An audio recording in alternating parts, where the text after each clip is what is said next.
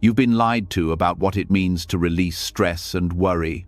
They told you it happens when life finally slows down, when the bills are paid, the body feels good, and everyone around you is happy. But if that were true, why do even calm moments still feel heavy? Why does your mind race when the world is quiet? Why do you carry worries no one else can see? The truth is, freedom from stress doesn't come from fixing everything outside you, it comes from understanding what's happening inside. For thousands of years, Buddhist wisdom has shown the way.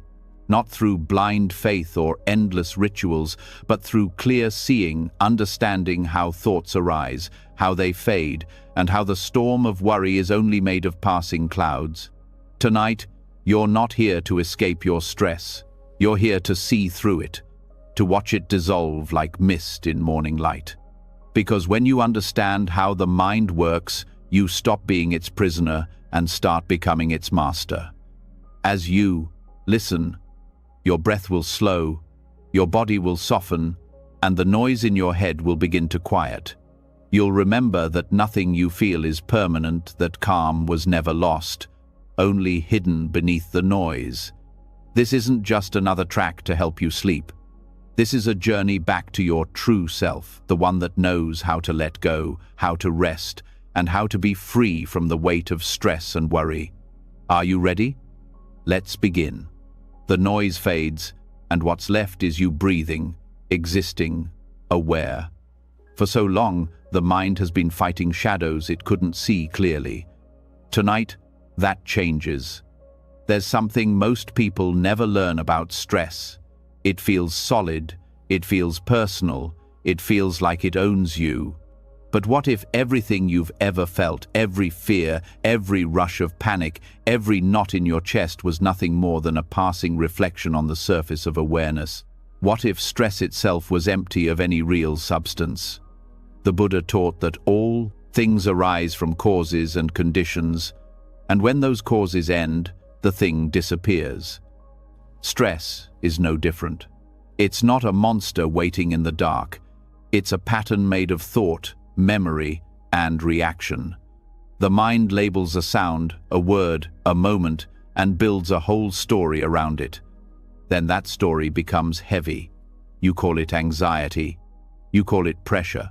But when you look closer, there's nothing solid there. It's like mist pretending to be a wall.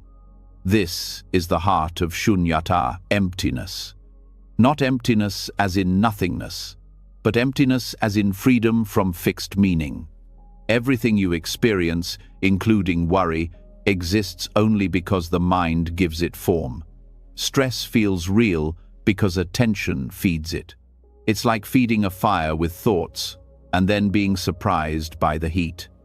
The moment you stop adding fuel, the flame fades on its own. Think of a time you were worried about something that never happened. The sleepless nights, the tight stomach, the endless rehearsing of what could go wrong. Then reality unfolded, and all that tension vanished like smoke. Where did it go? It wasn't buried in your body. It didn't float away to the sky. It simply ceased because it was never a solid thing. It existed only as long as you believed it. When the Buddha sat beneath the Bodhi tree, he saw this truth clearly. Suffering exists, but it has no self. It's born, it changes, it dies. Stress, anxiety, fear, they're waves on the surface of the mind. You don't need to fight them. You only need to stop mistaking them for who you are. Awareness is the ocean. The waves can't harm it. The mind constantly tries to turn sensations into stories. A sound becomes an interruption. A delay becomes failure. A silence becomes rejection. These stories create the illusion of stress. But when you drop the story and just observe the raw experience, the quick heartbeat, the trembling hands, the tight throat, something magical happens. The sensations lose their bite. They stop being stress and become energy moving through you. That energy was never your enemy. It was just life asking to be felt. Buddhist teachers often say, don't chase calmness. Understand disturbance. When you see what stress really is, impermanent, dependent, hollow, it can no longer control you. You don't get rid of stress by fighting it. You dissolve it by seeing through it. Like realizing a mirage isn't water, the thirst ends by understanding, not by chasing. Look closer at your thoughts right now. Each one arises and passes, like clouds drifting across an open sky. You can't stop them from forming, but you don't have to build a house beneath every one. When you stop clinging to thoughts, the mind reveals its natural state, spacious, bright, untouched. That space is always there. Stress only hides it temporarily, like a curtain drawn across the window. Shunyata invites you to look at your own experience without judgment. Stress feels real because it hooks into identity. My job, my health, my future. The moment you say my, you give it roots. You personalize what was only passing energy. But when you see it as just a pattern, not a person, the roots lose their grip. You begin to sense a quiet beyond reaction, a stillness that doesn't depend on anything. In modern life, we treat stress like a badge of honor. People brag about how busy they are, how little they sleep, how much they juggle. Yet, beneath the noise, there's a deep exhaustion, the soul's hunger for simplicity. Buddhism doesn't tell you to escape life. It teaches you to meet it without distortion. When you understand emptiness, stress doesn't vanish because the world changes. It vanishes because perception changes. You stop adding weight to things that were always light. Look at your body right now. Every breath, every heartbeat is happening without your effort. Life takes care of itself. Stress arises when the mind forgets that truth and tries to control what was never its job. Emptiness is the reminder that there's no separate you running the show, just life unfolding moment by moment. The more you trust that flow, the less you need to carry. There's a story of a monk who carried a heavy bag across a river. When he reached the other side, his teacher asked, "Why are you still holding it?" The monk laughed and dropped it. That's the whole teaching. Stress is the bag, the crossing is your life, and freedom is simply remembering to let go. You might wonder, if stress is empty, why does it feel so real? Because the mind gives it power through belief. You think a stressful thought, then you believe it, then the body reacts. It's a loop. Thought feeds feeling, feeling feeds thought, until you forget you're the one who started it. But when awareness steps in and sees the loop clearly, it breaks. The thought loses authority, and the feeling dissolves back into space. This is what meditation reveals. It's not about stopping thought, but about seeing thought for what it is: sound without solidity. When you sit and watch the mind, at first it's chaos, but slowly something deeper emerges. The watcher, the pure awareness that doesn't change no matter what appears. That awareness is not stressed, not anxious, not afraid. It's just aware. When you rest there, stress loses its home. Neuroscience even mirrors this truth. Studies show that when people observe their emotions mindfully, the brain's stress response softens. The amygdala, the alarm center, quiets down. Awareness itself changes the chemistry of the body. This is not philosophy, it's direct experience supported by science. So how do you practice this? The next time worry arises, don't rush to fix it. Pause. Feel it fully, without naming it. Ask yourself, what is this made of? You'll notice it's made of sensations, of fleeting thoughts, of breath that comes and goes. None of it stays. None of it defines you. Keep looking until you see through the shape of the worry, like seeing through glass. Once you see it's empty, it can't trap you. In that seeing, a quiet joy appears. Not the loud happiness of success or excitement, but a soft peace born from understanding. You realize you don't need to control the mind to be free. You only need to see its nature. Thoughts will still come, but they'll lose their gravity. They'll float, and you'll float with them, untethered. Buddhist monks often say, Form is emptiness. Emptiness is form. It means nothing you experience is separate from the space that holds it. Stress is form. It arises, has texture, sensation, but its essence is emptiness. You can't find a permanent core in it. It's not solid. Knowing this doesn't make you indifferent. It makes you compassionate, patient, wise. You start to treat your own mind like a child having a nightmare with tenderness, not fear. In daily life, this understanding becomes a shield. When someone criticizes you, you see their words as sound vibrations through air, not personal attacks. When plans collapse, you see it as shifting conditions, not failure. The world doesn't stop being unpredictable, but you stop being shaken by it. That's the power of emptiness. It's not cold detachment. It's the warmth of freedom. You begin to notice that the mind loves to fill space. It can't stand silence, so it creates stories. It says, "You're behind. You're not enough. Something's wrong." But these are just echoes. When you don't feed them, they fade. And in that fading, you discover a truth so simple it almost feels like a secret. There was never anything wrong with you. There was only misunderstanding. Life becomes lighter when you stop insisting that every feeling needs fixing. Stress loses its roots when you stop calling it mine. You start to meet life as it comes, fully, openly, without resistance. The rain falls, the sun rises, thoughts appear, thoughts fade. The flow continues, and you are the witness, calm at the center. In the stillness of awareness, even strong emotions become gentle. Fear becomes a vibration. Anger becomes warmth in the chest. Sadness becomes tenderness. When you stop turning them into enemies, they reveal their hidden wisdom. Every emotion points back to life itself, moving, breathing, transforming. This understanding doesn't make you passive.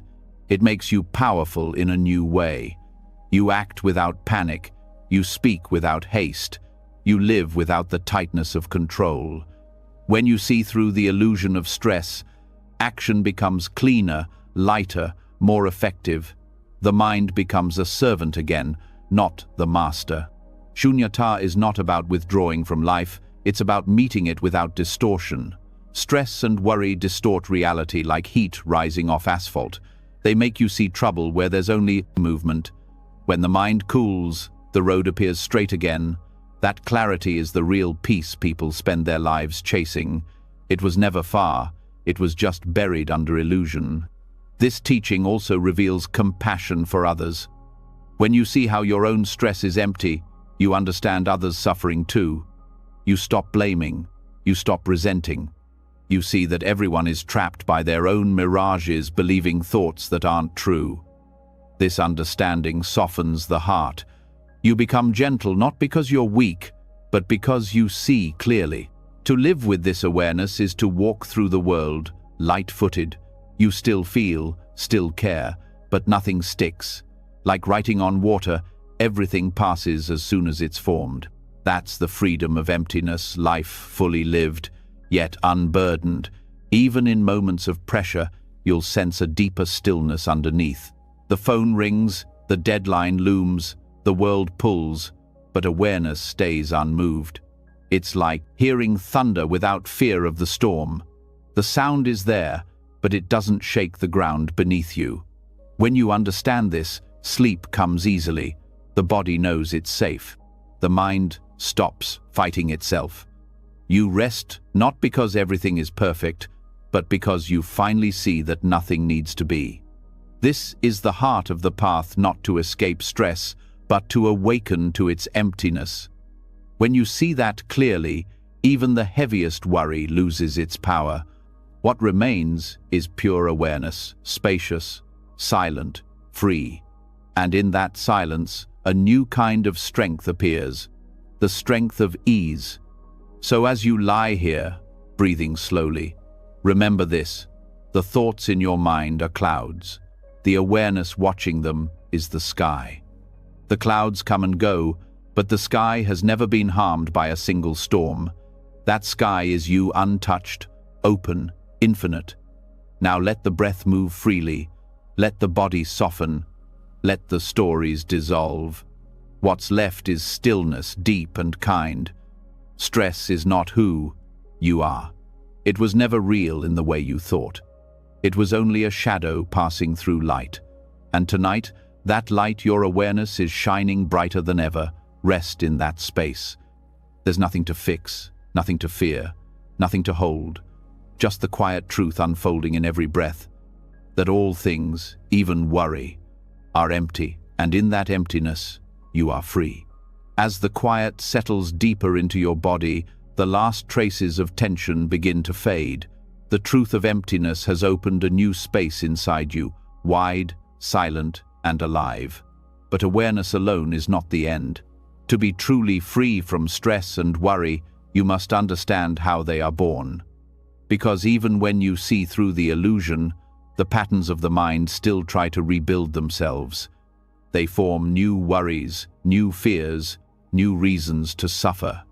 Tonight, we go further into the root of anxiety itself, where the chain begins. There's a reason the Buddha didn't just talk about suffering, but about its creation. He saw that nothing appears by accident. Every emotion, every thought, every burst of fear has a cause. It's not random, it's a sequence. Stress arises the same way fire does, with fuel, heat, and oxygen. Remove one, and the fire dies. The law of dependent origination, or pratitya samutpada, shows how this chain of creation happens in the mind.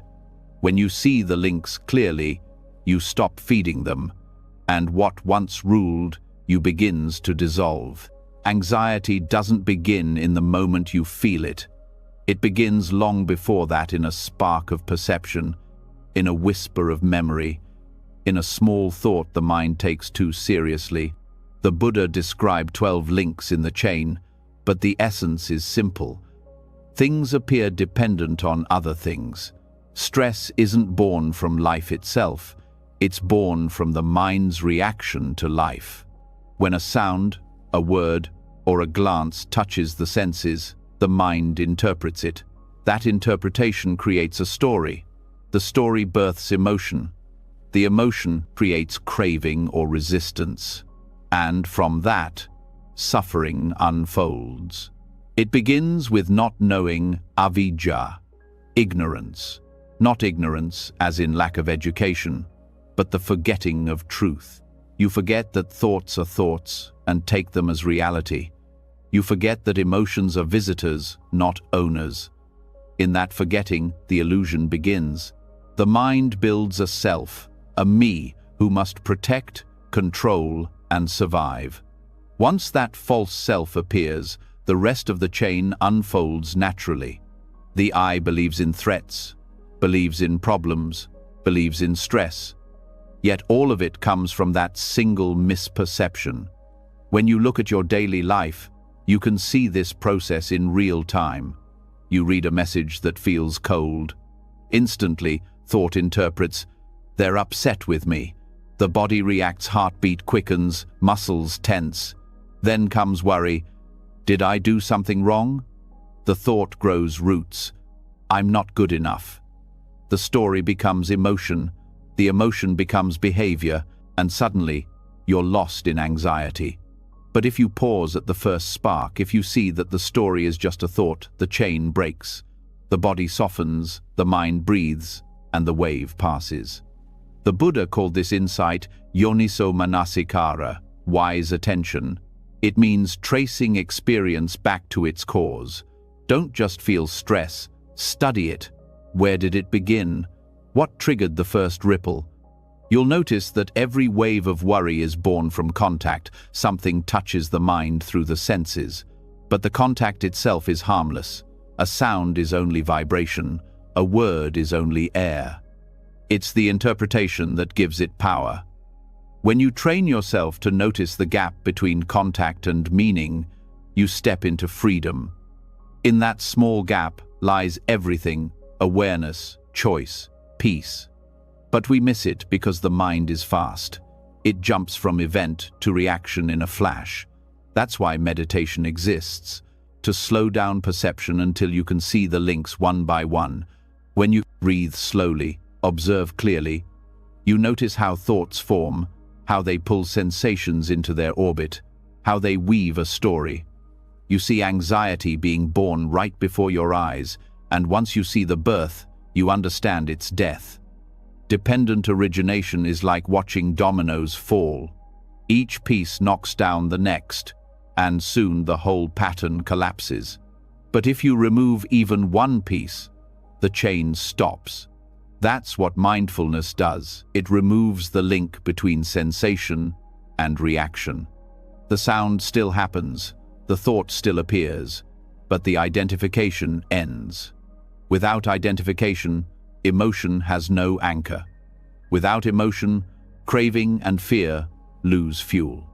The whole structure falls apart. Think about how often stress begins not in the present but in memory. The mind recalls something unpleasant, and suddenly, the body relives it. The past becomes now because thought brings it back to life. But dependent origination explains that memory is just another cause. It's not alive by itself. It needs your attention to continue. When you stop feeding it with belief, the image fades, the emotion cools. The past can't hurt you unless you keep inviting it back. Modern psychology echoes this in cognitive science. Emotion follows perception. Change perception, and emotion shifts. What Buddhism adds is the understanding that perception itself is conditioned, formed by habit, karma, and belief. Every mind sees through its own lens. One person hears criticism, another hears feedback. The sound is the same, but the meaning differs. Real freedom comes not from controlling what happens, but from understanding the mind that perceives it. When you see that causes are empty too, that even they depend on other causes, something profound happens. You realize there is no single villain to defeat, no single thought to erase. Everything is a web, and in that web, every strand affects another. Worry is just the echo of misunderstanding bouncing through that web. Cut one thread of belief, and the echo stops. In practice, this means paying attention to small beginnings. Most people try to fix anxiety when it's already burning, when the body is tense and the heart races. But by then, the chain has gone far. True wisdom acts earlier. It watches the first signs, the tightening in the chest, the slight unease, the restless thought, and responds with awareness, not judgment. That single act changes everything. You don't need to stop the storm. You only need to notice the wind before it grows. The Buddha compared the process to planting seeds. Every thought, every reaction, every intention is a seed. Some grow into peace, others into stress. But the ground they grow in is the same, the mind.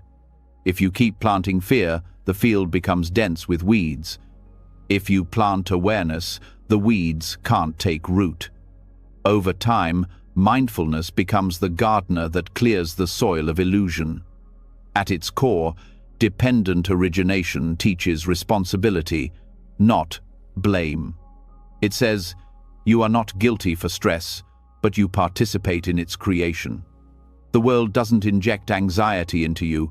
Your mind constructs it in relationship with what happens. This is empowering, because what's made can be unmade.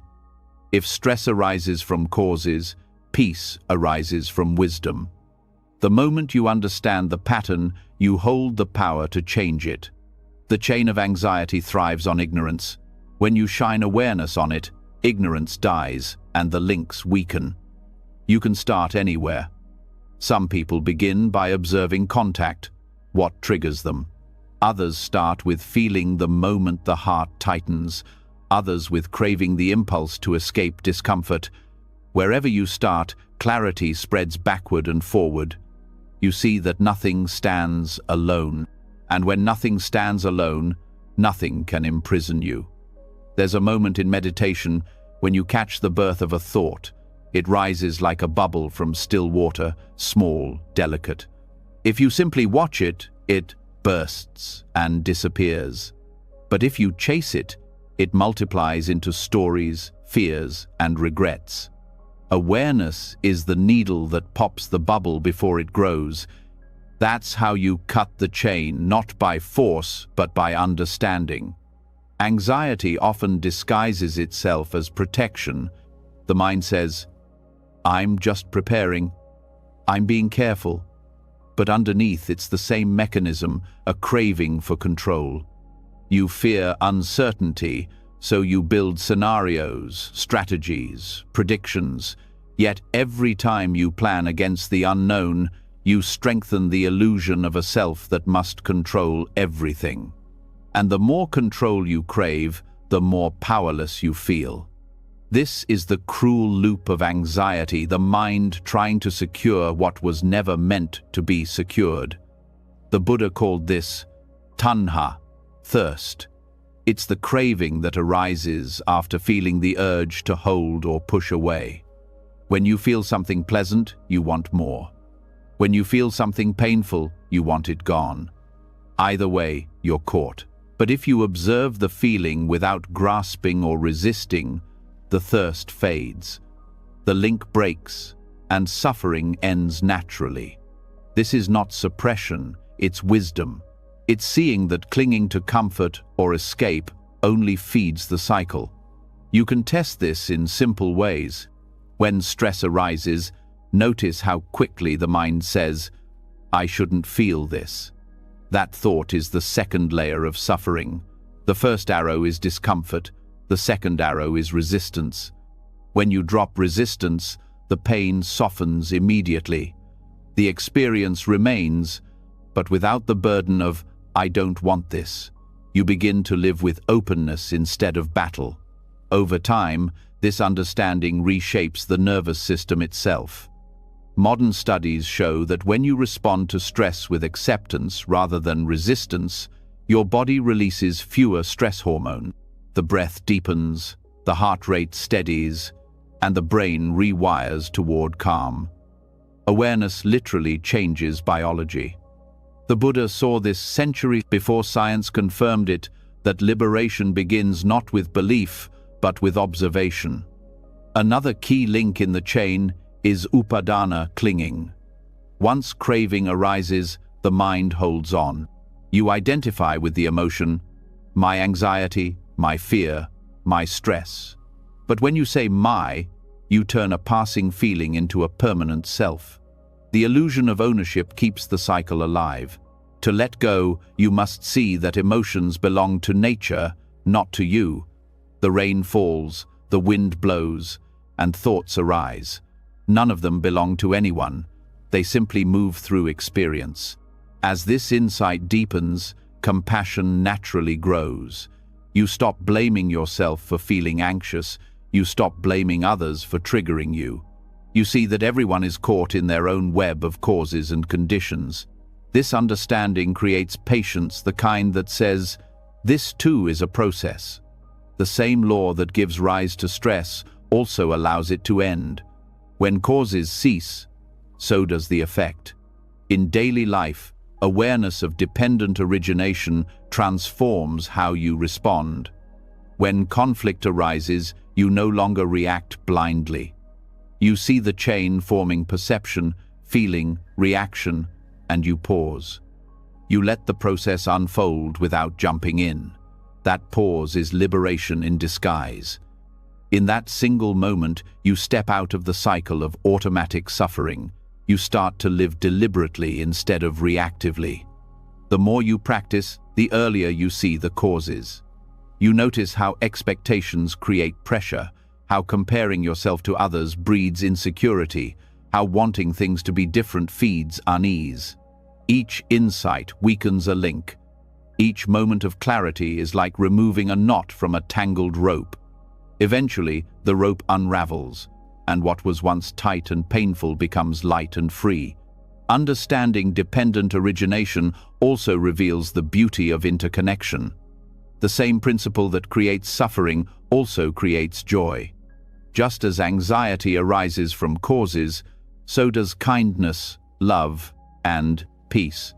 When you cultivate generosity, mindfulness, or compassion, you plant causes for serenity.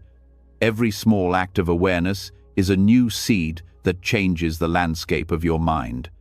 This is why Buddhism is called the middle path, not because it avoids life, but because it understands balance. Everything depends on everything else. You cannot isolate one part and call it you.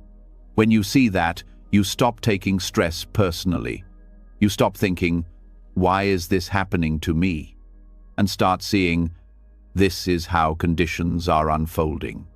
That simple shift turns drama into understanding, chaos into clarity. In truth, the mind itself is a process, not a thing. It's movement, constant and alive. Anxiety is just one of its motions, no more personal than wind passing through a field. When you see it this way, you don't need to escape the mind, you only need to know it. Awareness doesn't destroy thought, it reveals its transparency. The Buddha once said, "When this is, that is. When this ceases, that ceases." These simple words hold the essence of freedom.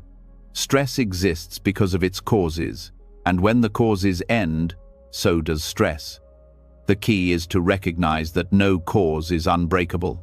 Every chain, no matter how long, has a weakest link. Your task is only to find it through patience, through clarity, through steady awareness. As you rest here, breathing softly, notice how anxiety has no form of its own. It depends on attention. When attention relaxes, the feeling fades.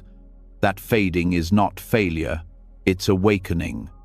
It's the proof that what arises by cause can end through understanding. Dependent origination isn't just a teaching, it's the map of your inner world. Every moment, the chain is forming or dissolving. Every breath offers a choice to feed stress or to see through it. The mind can be a prison or a path, depending on what you do with each link. So let this be your quiet practice tonight.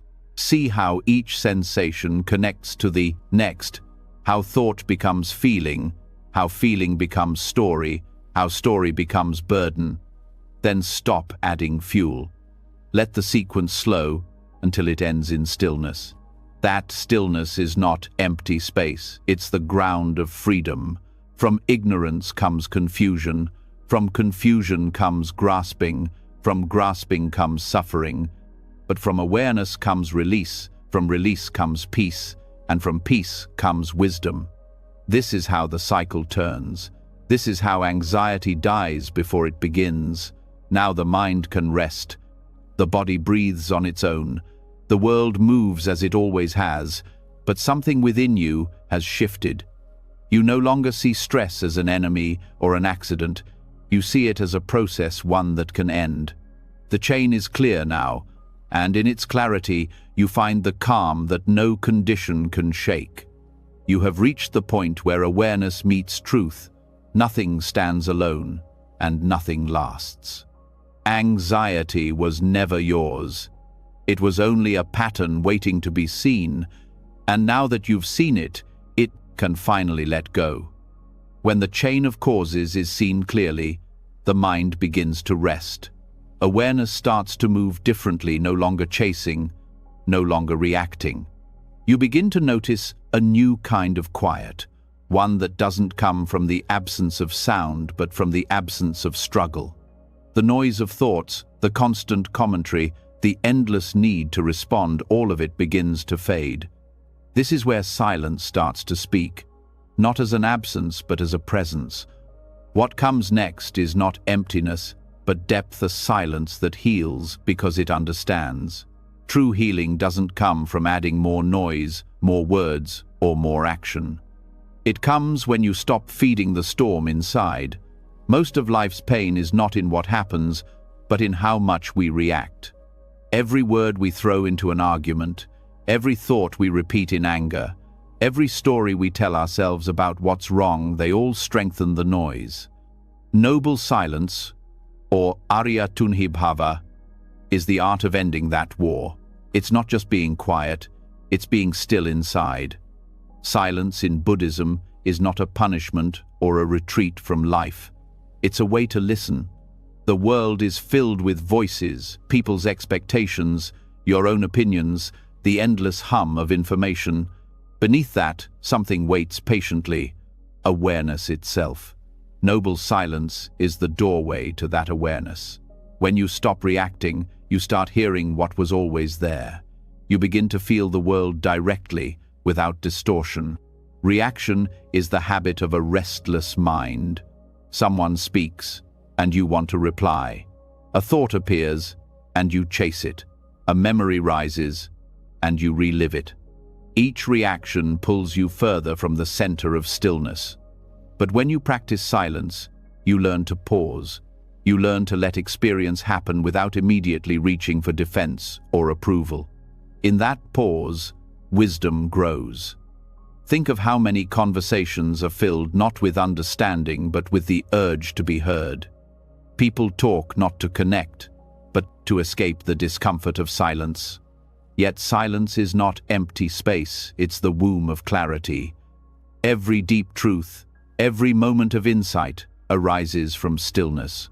The Buddha taught that speech should come only when it brings benefit. Silence is noble because it protects truth from being diluted by noise. In meditation, noble silence is the moment you stop trying to control the mind. You stop explaining, labeling, fixing. Thoughts still come, but you don't talk back. You don't argue with yourself. You let thoughts rise and fall like waves on the shore.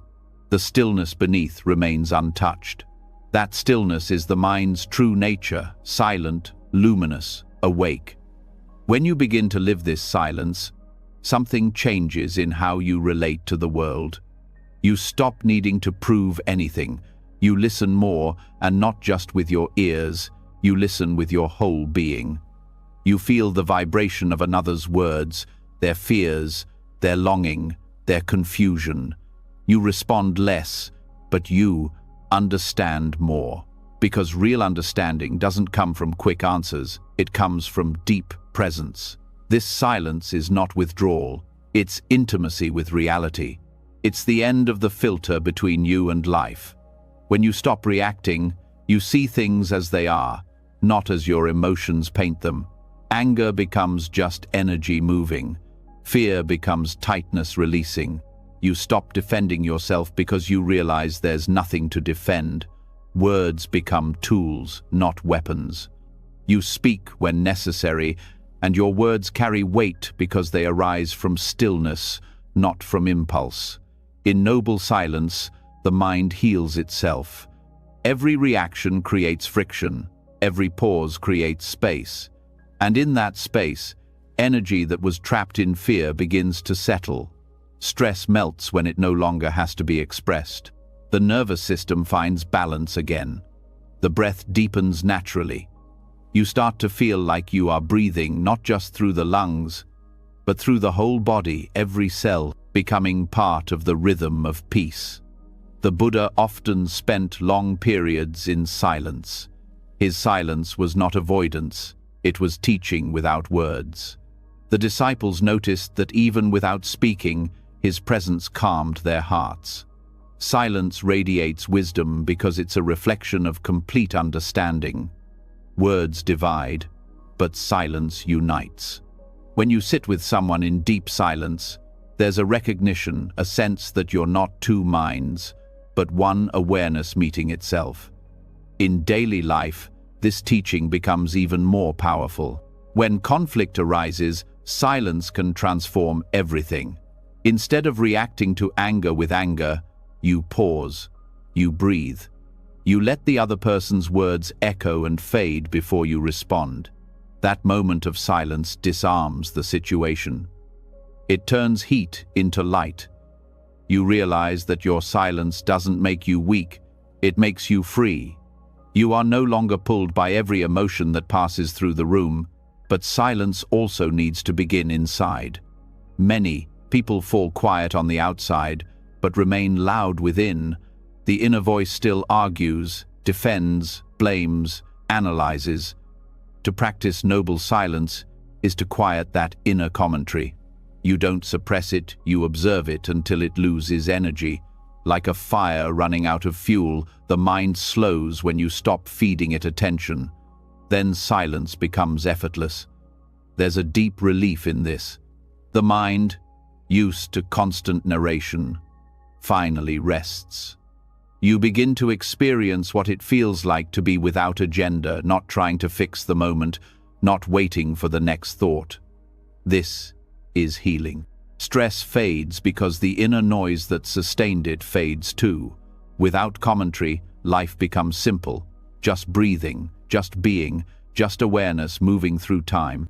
Modern psychology touches on this idea through mindfulness and cognitive quieting. When you observe your thoughts without responding, neural patterns of overthinking weaken. The brain learns that silence is safe. It no longer panics when nothing is happening. In fact, it starts to find pleasure in stillness. This mirrors the Buddhist insight that silence is nourishment for the heart. Silence doesn't mean rejecting sound. It means meeting sound without inner resistance. A car horn, a conversation, a sudden cry, all are part of the same silence when you don't react. The true silence exists underneath noise, not apart from it. When you understand this, you can be silent even in a busy city. The stillness travels with you like a soft presence, untouched by chaos. In relationships, noble silence becomes the ground for real connection. When you stop interrupting others with your need to respond, you start to hear their truth. When you listen without the urge to fix, you create safety. People sense when they are being heard beyond words. That's why silence heals. It gives space for what's real to appear. The discipline of silence also purifies speech. You begin to choose words carefully, not from fear, but from awareness. Before you speak, you feel the intention forming. You ask yourself, is this kind? Is this true? Is this necessary? If not, you let it dissolve. Over time, your words gain strength because they come from quiet understanding, not from emotional reaction. The Buddha described speech as an expression of the mind. To purify words, purify silence first. The silence of a calm mind naturally produces wise speech. This is why great teachers say little but change lives. Their silence carries more truth than the loudest argument. Silence also reveals how much of stress is self-created. When you stop reacting, you see how your opinions, judgments, and labels shape your world. You see that many problems exist only because you keep describing them. The moment you stop giving them language, they lose form. They were stories, not reality. Noble silence ends those stories. As you practice this, daily life becomes softer. You stop rushing to fill every pause. You eat in silence. You walk in silence. You breathe in silence. Each moment becomes full instead of empty. The senses sharpen. The mind feels fresh. Even simple acts, drinking water, touching sunlight, feel sacred. You start to realize that silence isn't something you do. It's what you are when the noise falls away. There's a saying in Zen, when the mouth is silent, the heart speaks. That heart is not emotion, it's awareness. When you stop filling every space with words, that awareness expands naturally. It becomes a quiet joy, subtle but unshakable. You begin to love silence, not as escape but as presence. It becomes your resting place between thoughts, between breaths, between moments. This is also the ground of wisdom. Every insight arises after silence. You can't think your way to understanding. You must quiet enough to let understanding reveal itself. Noble silence is the space in which intuition blossoms. It's how the mind begins to see without strain. The more you practice, the more you trust that wisdom doesn't need noise, it only needs stillness. Sometimes silence feels uncomfortable because it mirrors the mind back to you. You start hearing your own restlessness, your unspoken fears. This is the purification process. The silence isn't empty. It's showing you everything you've been running from. Stay with it. Breathe through the discomfort. Eventually, the noise reveals its own impermanence. Beneath it, you find peace that cannot be disturbed. This silence also extends to reaction in thought. When a difficult emotion arises, anger, jealousy, guilt, you don't fight it. You hold silence inside. You allow the feeling to unfold without commentary. You notice the sensations in the body, the heat, the tension, the movement. You let them pass through without adding words. This inner silence is the highest form of non-reaction. It's how emotions transform into understanding. The Buddha once said that just as a lake becomes clear when untouched, the mind becomes clear when left alone. Every reaction is like stirring the water. Every silence is like letting it settle. When you stop reacting, clarity returns on its own. You don't have to make it happen. In that clarity, the world looks different. You begin to see how much of human suffering comes from noise, from endless arguments, opinions, judgments. Silence cuts through that fog like morning light. It reveals simplicity. You start to realize that nothing needs to be as complicated as the mind makes it. Life is direct, but the commentary adds weight. Remove the commentary, and you're free. Practicing noble silence also means learning to trust pauses. In conversation, you don't rush to fill every gap. In thought, you don't panic when nothing comes. You let space exist. That space is where truth grows. Every meaningful word, every clear decision is born in the pause. Over time, silence becomes your natural state. You carry it everywhere.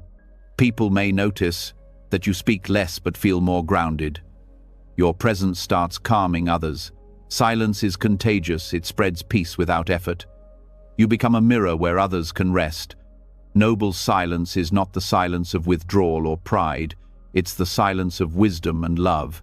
It says, I understand that nothing needs to be added to this moment. It's the humility of being fully here. It's the awareness that every sound, every word, every action arises from the same still ground. Even in meditation, silence deepens beyond what words can reach. At first, you hear the body, then the breath, then the mind. But as you sink deeper, even thought becomes distant. Awareness stands alone, vast and quiet. In that space, there is no self, no story, no problem, just silence that is alive, breathing, endless. From this silence, you return to the world refreshed. You speak with care, listen with depth, move with grace. Stress cannot survive where there is no reaction. Worry cannot grow where there is no noise to feed it. The mind becomes a lake of still water, reflecting everything but disturbed by nothing. This silence is not a destination, it's a way of being. You don't chase it, you uncover it. It was always there, beneath the thoughts, beneath the reactions, beneath the noise. Every time you stop reacting, you come home to it again. So as you rest now, let the world be what it is. Let the breath move freely. Let the silence grow inside you until it fills the room. You don't need to understand everything. You only need to stop reacting long enough for truth to reveal itself. In this silence, there is no stress, no noise, no self to protect. There is only peace, deep, wordless, complete. The kind of peace that doesn't come from controlling the world, but from no longer needing to. And when you wake from this stillness, you will not be someone who avoids life. You will be someone who moves through it quietly, wisely, unshaken, a living reflection of the noble silence itself.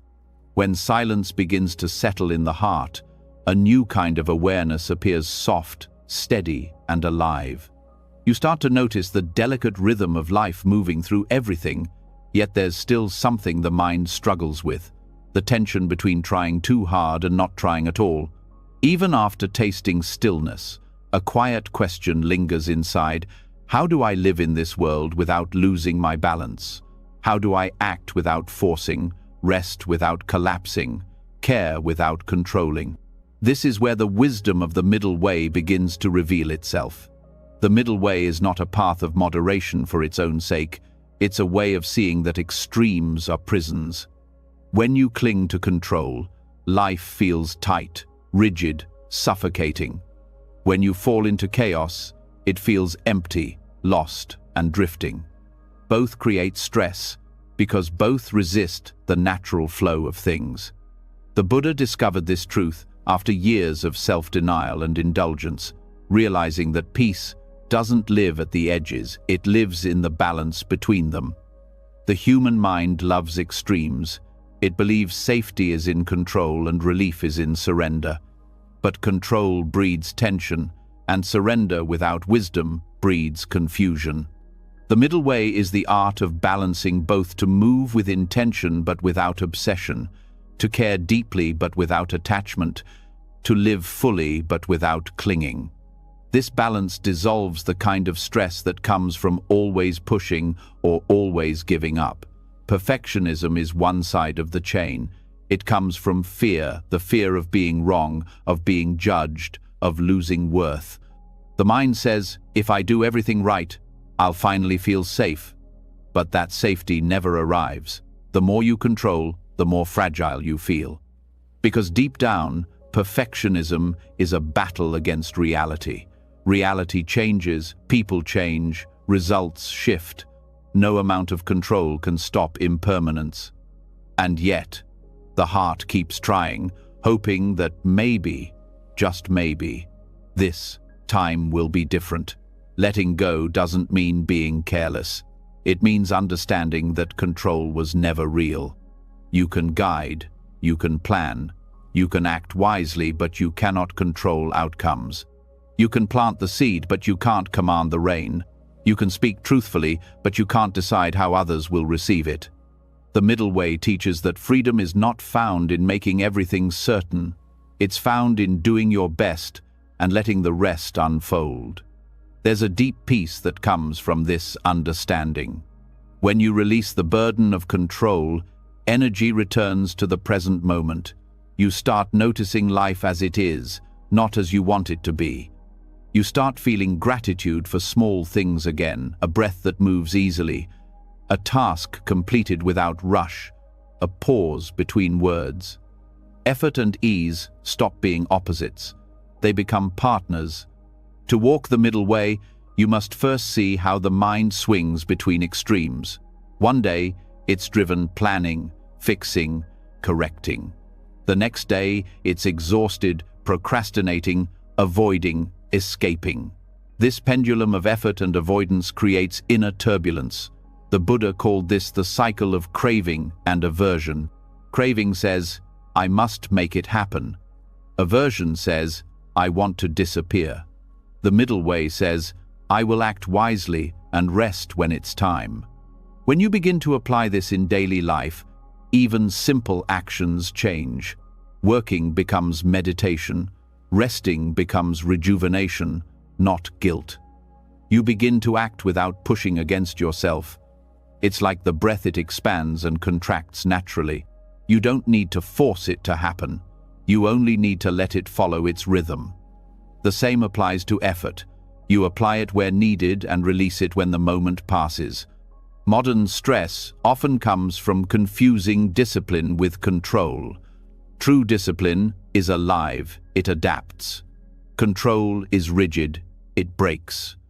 A disciplined mind acts from clarity, not fear.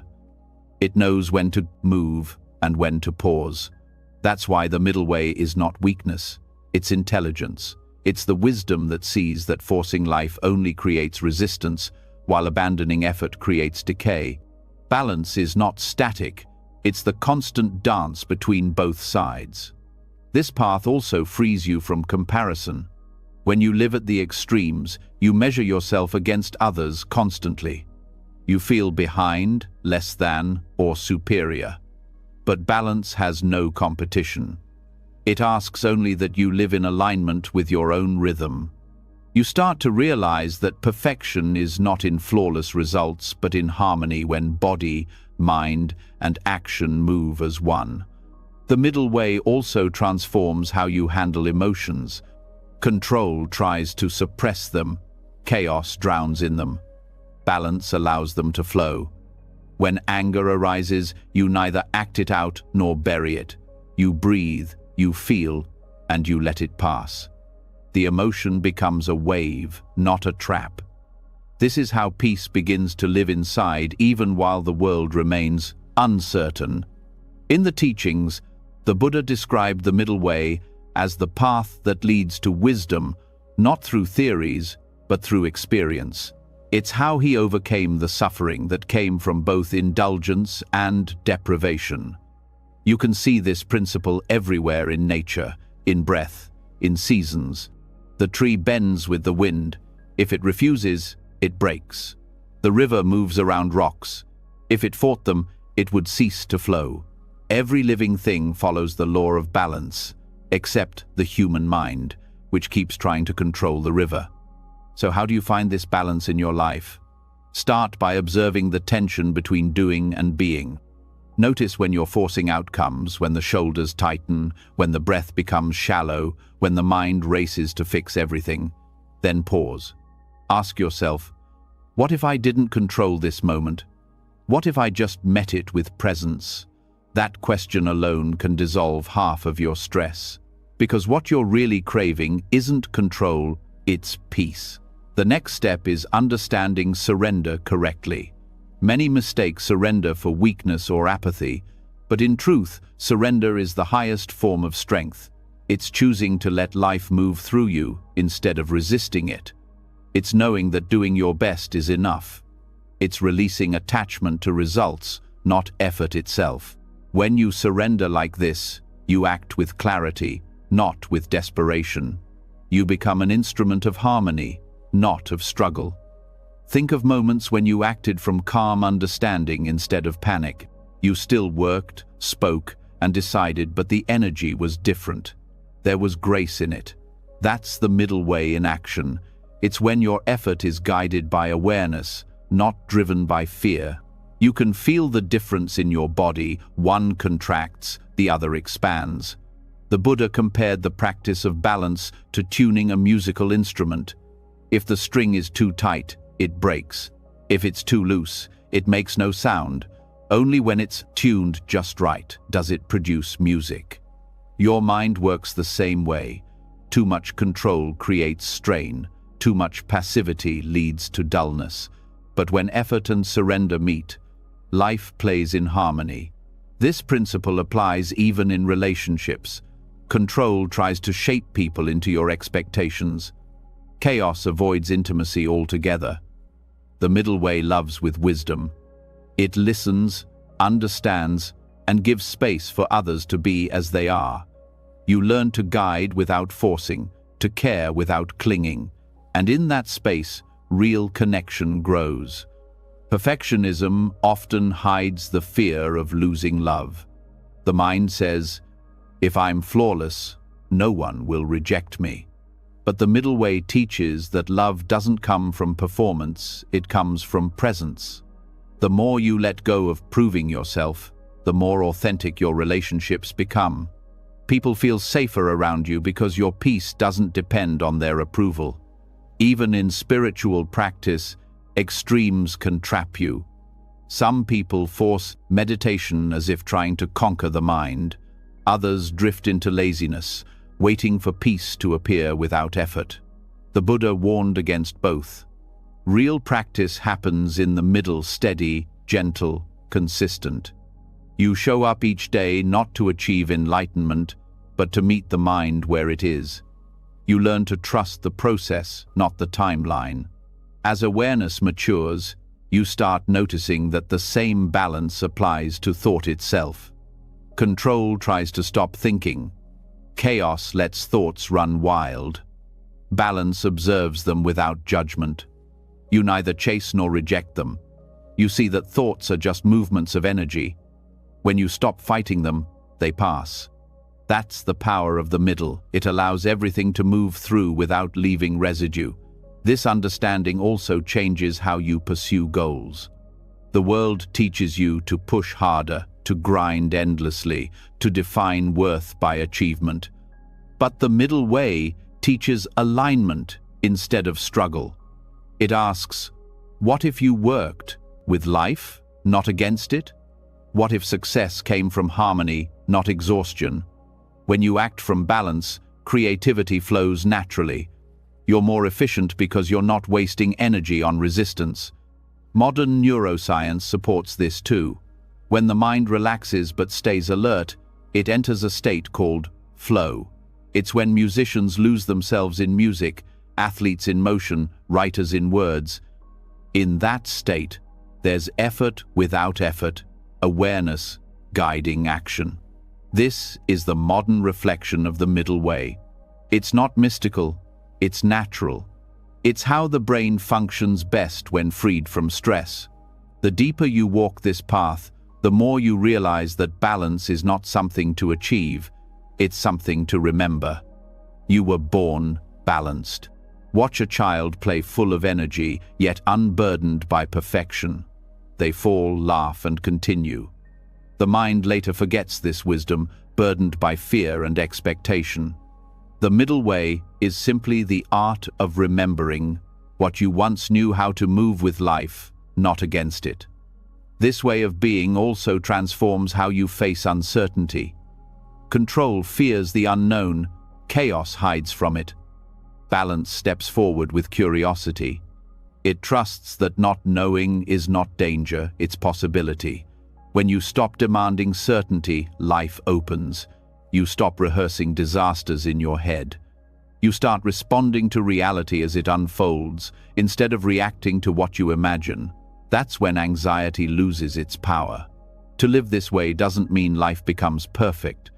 It means your relationship with it changes.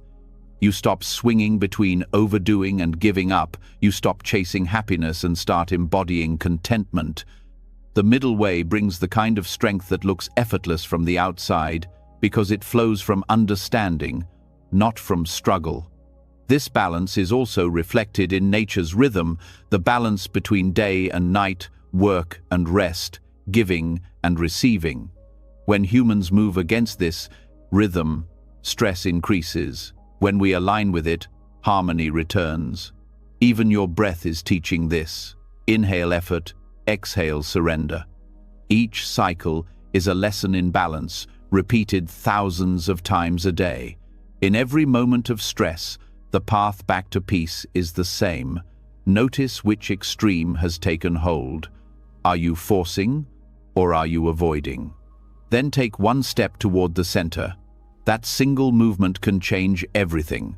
Because the middle way is not a destination far away, it's one breath away, one mindful choice away. Over time, balance becomes instinctive.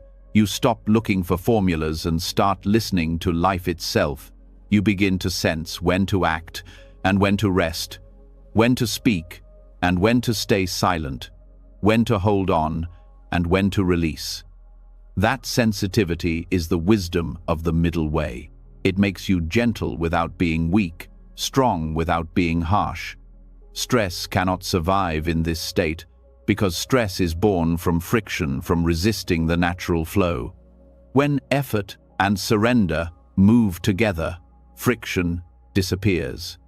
You still work, still feel, still live fully, but without heaviness. The body feels lighter, the mind clearer, the heart calmer. You discover that balance is not about controlling life, but being in tune with it.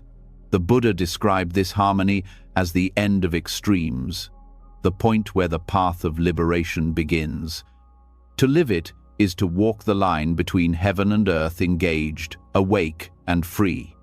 You become like the tree that bends but never breaks, like the river that flows but never resists. So, as you rest now, let this teaching settle in your breath. Let it move quietly through your body like water finding its level. You don't have to fight for balance. It's already within you. All you need is to stop leaning too far in any direction. When you find that quiet space between control and chaos, you discover a freedom that doesn't depend on outcomes. It's the peace of knowing that nothing needs to be forced and nothing needs to be avoided. Effort and ease become one motion, the rhythm of life itself. And in that rhythm, you no longer live in tension, you live in flow. You act with clarity, rest with trust, and walk through the world not as someone struggling to stay upright, but as someone who has finally remembered how to move with the middle path, steady, balanced, unshakably at peace. When balance becomes natural, something deeper begins to unfold. The mind starts to see that even in perfect equilibrium, there is still a subtle sense of I, holding the balance, the quiet belief that there is someone doing, someone choosing, someone trying to stay centered. That small presence feels harmless, even comforting, yet it is the root of every remaining tension. Beneath control and chaos lies the final illusion, the idea that there is a me at the center of it all. The teaching of non-identification begins here, the key that opens the final gate of freedom. Most of the suffering you experience doesn't come from what happens, but from what you believe yourself to be within it. You say, I'm angry, I'm anxious, I'm failing, I'm broken. Each phrase wraps the mind tighter around emotion and thought, turning passing clouds into a personal storm. The Buddha's insight into anatta, non-self, is not a denial of existence, it's a revelation of freedom. It shows that you are not the thought, not the feeling, not the story that rises and fades. When you truly see this, inner drama collapses, and what's left is stillness that can't be disturbed. The habit of identification runs deep. From childhood, you were taught to name everything as mine, my body, my name, my emotions, my achievements. But if you look closely, none of these things stay. The body changes every moment. The mind changes even faster. The me you were 10 years ago doesn't exist now, yet you keep holding on to a picture of yourself as fixed, solid, continuous. That illusion creates fear, because anything that threatens the image feels like death. The truth is simpler. There is no permanent owner inside. There are experiences, yes, but no one who owns them. When anger rises, you say, I am angry. But look at the process carefully. The anger arises by itself. You don't choose it. It grows, burns, and fades on its own. When it's gone, where is the I who owned it? The body remains, awareness remains, but the emotion passes.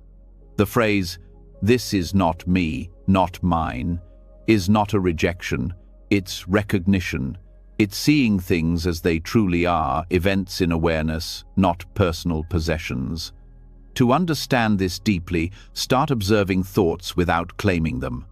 When a thought appears, notice how quickly the mind says, I thought that. Yet the thought appeared before you noticed it. It wasn't yours. It was a movement in consciousness, like a breeze moving through the trees. You don't say, my wind is blowing. You just feel it. The same applies to thoughts. They happen. You witness. That witnessing, silent, unshaken, is closer to your true nature than any thought about yourself. This realization doesn't make you detached in a cold way. It makes you free in a compassionate way. When you stop taking emotions personally, you stop fighting them. Sadness can be there, anger can be there, but they are no longer marks of failure.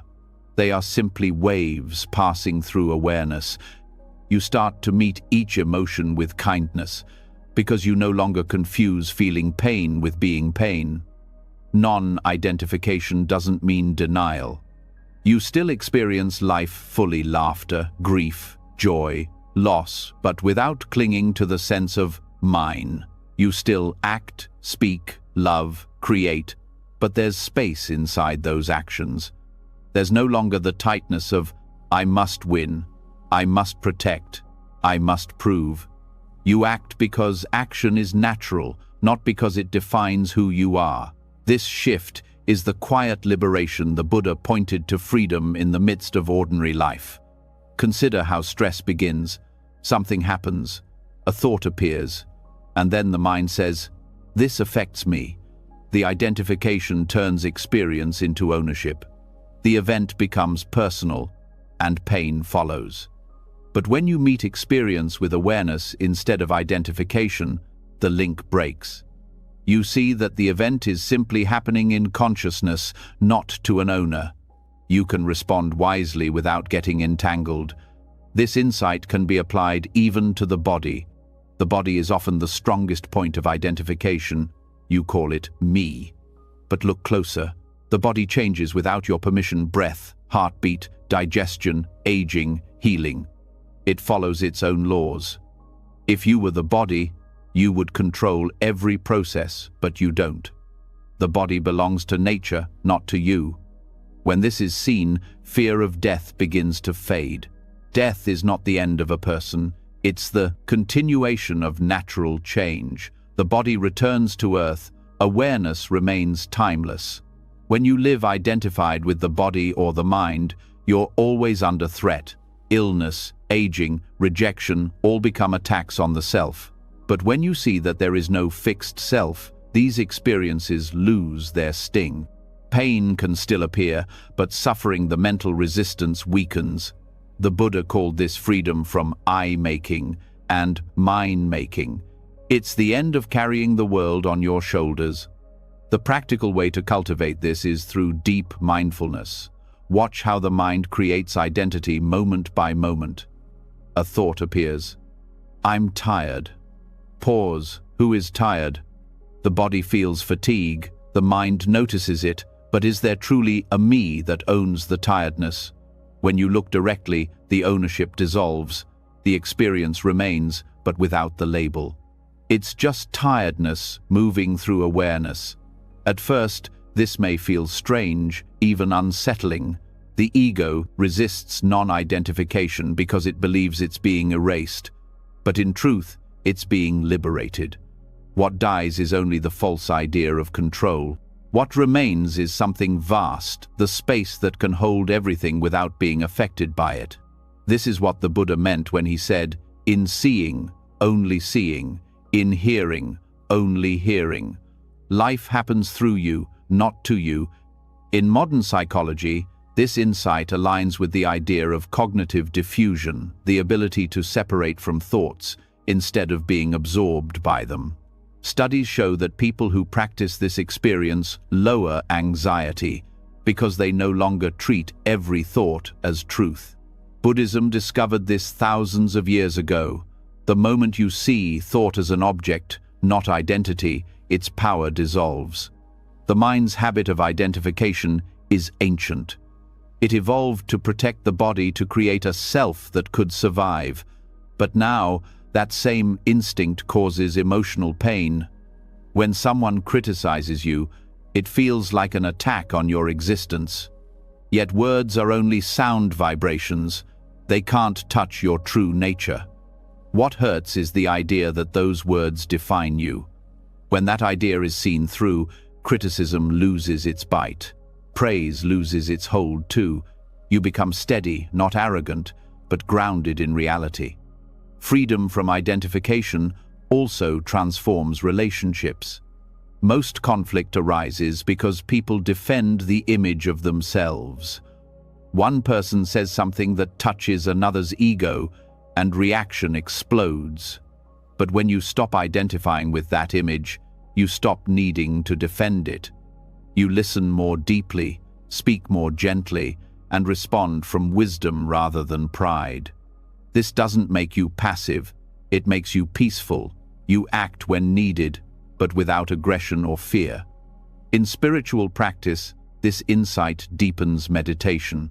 When you stop identifying with thoughts, meditation ceases to be a struggle. You don't try to silence the mind, you let it move as it wants, knowing it's not you. Thoughts pass, sensations shift, awareness remains. Over time, this distinction becomes clear. Awareness is constant, everything else changes. You realize that your true nature is the witnessing itself, not what's witnessed. The Buddha described this as the difference between the flame and the fuel. The self is the fuel that keeps the fire of suffering burning. When you stop feeding identity into every thought, the flame fades. Awareness doesn't burn out, it shines clearer than ever. It's pure consciousness, open, luminous, free from grasping. Even pain becomes different under this understanding. When physical or emotional discomfort arises, instead of saying, "I am in pain," say, "Pain is present." This small shift changes everything. You no longer collapse into suffering, you witness it. The body might hurt, but the mind remains at peace. This is not denial, it's clarity. You acknowledge the reality of pain without losing your freedom to see beyond it. Non-identification also frees creativity. When the self loosens, expression flows. You're no longer trapped by fear of judgment or need for perfection. You create because it's natural to express, not because you want to prove something. This freedom brings freshness to everything you do. Work, art, relationships, even simple acts like cooking or walking. You become a channel for life, not the author of it. In everyday stress, you can practice this by noticing when I appears in thought. I'm so stressed, I can't handle this. I'm not good enough.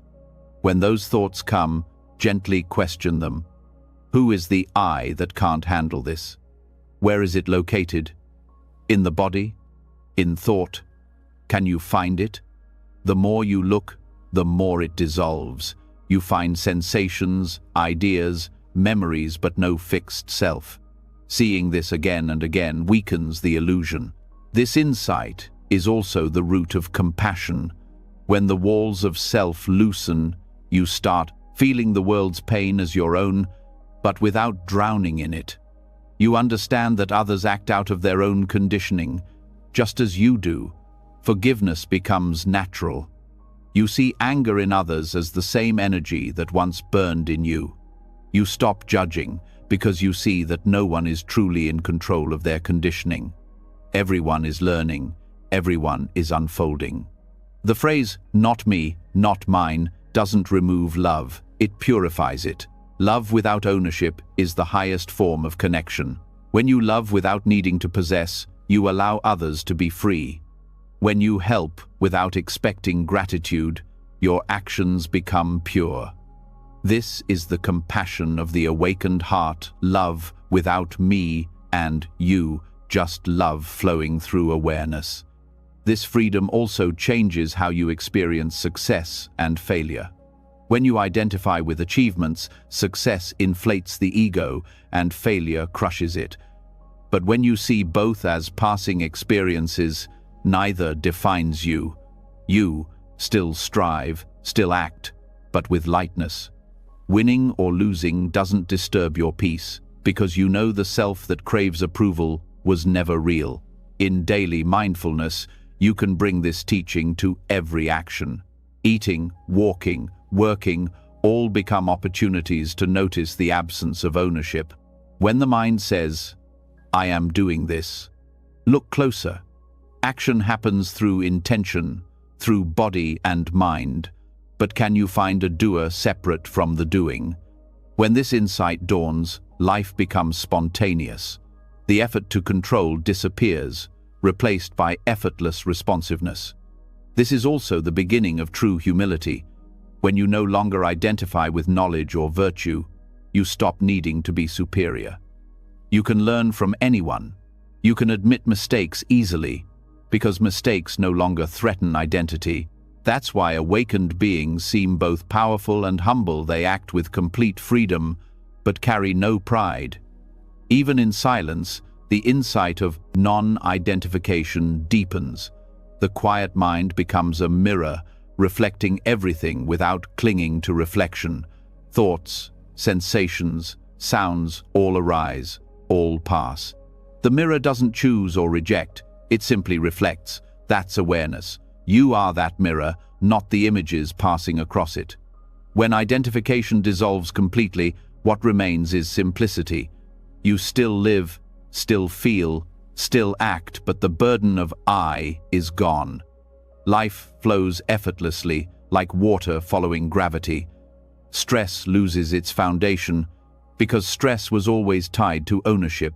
Without my pain, my problem, my story, there's only experience fresh, free, alive. The Buddha once said, "In the seen, there is only the seen. In the heard, only the heard." He was pointing to this direct experience awareness before identity. To live from this place is to live beyond fear. Death, loss, and change no longer terrify, because there's no fixed self to lose. Life becomes a continuous unfolding, like waves arising and fading on the surface of an endless ocean. So as you rest now, let these words settle softly. Notice how thoughts appear, how sensations move, how awareness simply observes. Let each thought whisper and pass without grabbing it. You don't need to push anything away or hold anything close. Just see that everything is moving through you, but none of it is you. This is not detachment, it's awakening. It's the moment when you finally realize that you were never the voice in your head, never the roles you played, never the pain you carried. You are the space in which it all appeared, untouched, limitless, aware. And when you know this, not just in thought but in your bones, life stops being a performance and becomes a meditation. Every step, every breath, every moment becomes light. Nothing owns you, and you own nothing. There is only awareness resting in itself, free, open, silent.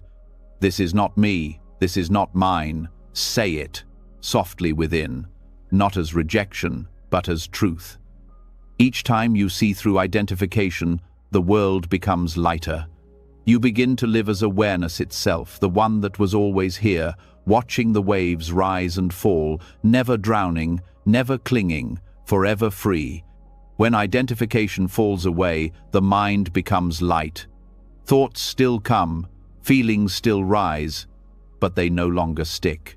There's a quiet spaciousness that holds everything, and yet, even in that freedom, life continues to touch you. Pain still visits, loss still occurs, the body still feels, the heart still moves. Freedom does not mean you stop experiencing life. It means you stop turning pain into endless suffering. This is where the teaching of the second arrow begins, a truth so subtle that most people miss it their whole lives. The Buddha once described it this way: when struck by an arrow, the body feels pain. But most people do not stop there. They shoot themselves with a second arrow, the arrow of resistance. The first arrow is inevitable. It belongs to the nature of life. The second arrow is optional, but it's the one that causes the most suffering. Every time you say, "This shouldn't be happening," you fire another arrow. Every time you replay the past or anticipate the future, you twist the wound deeper. Freedom comes when you finally stop shooting. Pain and suffering are not the same thing. Pain is a sensation, raw, direct, part of being alive. Suffering is what the mind adds to it, the story, the blame, the fear, the comparison. The first arrow pierces the body or the heart. The second pierces the mind. The second arrow says, "Why me? This isn't fair. It will never end." It's the voice of resistance trying to make the world fit its expectations. And yet, no thought has ever changed what has already happened. The struggle only multiplies what you feel. To understand this deeply, begin by seeing how often you resist what is. The traffic jam, the rude comment, the pain in your back, the memory of loss each time you push against the moment, tension appears. The body tightens, the breath shortens, the mind hardens. That tension is the second arrow. Awareness doesn't ask you to like pain, it asks you to stop adding to it, to let the first arrow be what it is, without creating another. Most people live their whole lives firing arrows at shadows, arguing with reality, trying to control what cannot be controlled. But pain is not the enemy. The Buddha never promised a life without discomfort. He offered the path to peace within it. When you meet pain with awareness, you discover that it can exist without destroying your peace. The body may ache, the heart may ache, but the awareness behind them remains untouched.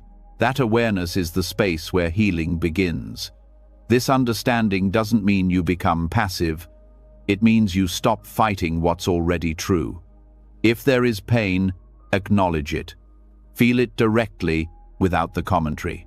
The mind will want to explain it, justify it, fix it. That's the reflex of the second arrow. But if you stay with the raw experience, the pressure, the heat, the vibration, you'll notice something surprising. Sensations move, they rise, peak, and pass. It's only the thought that says, "I can't bear this," that makes them stay. Every emotion, every discomfort follows this pattern. It arises, it lives, it fades. The problem is not the feeling itself, but our unwillingness to let it complete its natural cycle. We interrupt it with resistance, which traps it in the mind. The second arrow freezes what was meant to flow. Awareness, on the other hand, melts the freeze. It allows pain to move through and leave quietly, without scars. This teaching is not abstract, it's deeply practical. Think of moments when you've been hurt by someone's words. The words are the first arrow, they exist for a few seconds. But the thoughts that follow, replaying them, analyzing them, carrying them into tomorrow, those are the second arrows. Each repetition renews the wound. The pain becomes suffering because you keep reviving it in thought. When you see this clearly, you realize how much of what hurts is not happening now, it's happening in memory. Awareness breaks that cycle. The moment you notice the mind replaying pain, you're already free. You've stepped out of the story and into observation. The watcher doesn't suffer, only the identified mind does. Watching thought without believing it is like stepping out of the rain. The storm continues, but you're under shelter. This is how awareness ends the second arrow. It doesn't erase pain, it reveals its impermanence. Even physical pain changes under this view. When you stop labeling it as mine, it becomes pure sensation. You start noticing its texture, pulsing, warmth, pressure. You see that it moves, that it breathes. Pain ceases to be an enemy and becomes a teacher. It shows you where you hold tension, where you resist. The more you observe without judgment, the less you suffer. The first arrow stays sharp, but the second arrow never lands. This is not denial or numbness. It's sensitivity without suffering. When you stop resisting, you become more alive, not less. You feel everything: joy, sadness, pleasure, loss, but none of it imprisons you. You become open to the full range of human experience, knowing that nothing can truly harm awareness itself. That is why awakened beings radiate peace. Even in pain, they have dropped the second arrow completely. The mind often believes that resistance protects you. It says, "If I worry, I'll be prepared," or "If I stay angry, I'll stay strong." But resistance doesn't protect. It constricts. It tightens the very thing you want to release. Awareness works differently. It opens. It allows space for the pain to exist without defining you. That space itself is healing. To live this teaching, you start by catching small moments. Notice when irritation appears, the sound you dislike, the delay you didn't expect. Watch how quickly the mind says, "This shouldn't be happening." That phrase is the spark of the second arrow. If you see it, you can stop. You can take one conscious breath and let the feeling be what it is. You don't need to correct the world. You just need to stop shooting yourself. Over time, this practice becomes second nature. You start to see pain as weather. The rain falls, the wind blows. But you don't take it personally. You don't blame the sky for being cloudy. In the same way, you stop blaming yourself for feeling pain. It's just part of existence. The wise response is to shelter in awareness, not to curse the storm. There's also the second arrow of guilt, the habit of judging yourself for suffering. You feel pain, then add, "I shouldn't feel this way." That judgment is another layer of resistance. It's the mind's way of avoiding vulnerability. But healing begins when you allow yourself to feel without adding shame. The moment you permit your own humanity, compassion enters. The heart softens, and pain loses its poison. In relationships, this understanding brings peace. When someone you love disappoints you, the hurt is natural, it's the first arrow. But if you cling to resentment, replaying every word, building cases in your head, that's the second. It doesn't heal you, it traps you. Forgiveness, in the Buddhist sense, is not excusing behavior but ending your own suffering. It's laying down the weapon you aimed at yourself. You forgive not to free others, but to stop wounding your own heart. Even in loss, this insight shines. Grief is real. It's the body and heart responding to change. But the story we tell around loss, "I can't live without them. It will never get better," that's the second arrow. When you allow grief to flow without attaching a story, it moves through you like a tide. It cleanses instead of drowning. This is how awareness transforms sorrow into wisdom. Every second arrow begins with the phrase, "This should not be." The mind wants life to obey its preferences, but awareness knows life doesn't work that way. Things change, pain happens, and nothing stays fixed. When you align with this truth, resistance fades. You stop fighting impermanence and start moving with it. This doesn't make you passive, it makes you intelligent. You act to relieve pain where possible, but you don't create extra suffering over what can't be changed. The Buddha called this freedom the end of dukkha, the cycle of unnecessary pain. Awareness becomes your protection, not control. You can meet any situation, pleasant or unpleasant, with the same inner stability. When joy arises, you enjoy it fully, knowing it will pass. When pain arises, you feel it honestly, knowing it too will pass. You stop clinging to pleasure and fearing discomfort, the two arrows that define most of human life. Science even echoes this wisdom. Studies on mindfulness show that when people experience pain with acceptance rather than resistance, the brain's pain centers activate less intensely. The mind literally feels less pain when it stops adding judgment. The second arrow is measurable, and so is its absence. Acceptance is not weakness, it's neurobiological wisdom. Awareness also reveals that sometimes the second arrow hides inside the first. You may think the pain is physical, but the deeper suffering comes from meaning. A sore body becomes, "I'm getting old." A rejection becomes, "I'm unworthy." The second arrow disguises itself as truth. But when you strip away the meaning, what remains is just sensation, neutral, fleeting, alive. Seeing this breaks the illusion of permanence that suffering depends on.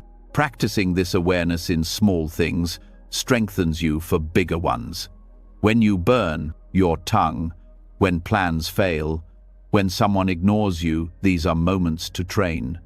You can feel the first arrow and let it go before the second appears. Over time, the mind learns that peace doesn't depend on conditions, it depends on perception. Pain can exist, but suffering doesn't have to. This also changes how you help others. When you see people in pain, you no longer rush to fix them, you sit with them. You hold space without adding your own second arrow of worry or guilt. True compassion doesn't resist another's pain.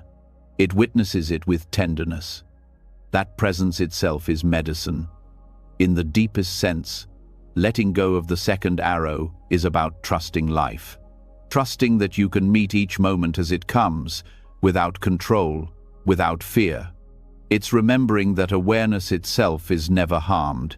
You've already survived countless arrows, heartbreak, illness, disappointment, and yet awareness is still here, untouched. That realization gives courage, even Death, the ultimate first arrow, loses its terror when you see this clearly. The body feels pain, the heart feels fear, but awareness remains untouched. The second arrow of panic, of clinging, can be released even in that moment. Many Buddhist masters died smiling, not because death was easy, but because they stopped resisting what is. The end of resistance is the end of fear. To live without the second arrow is to live gently. You still feel everything, but you don't carry it. Pain visits, you welcome it and let it leave.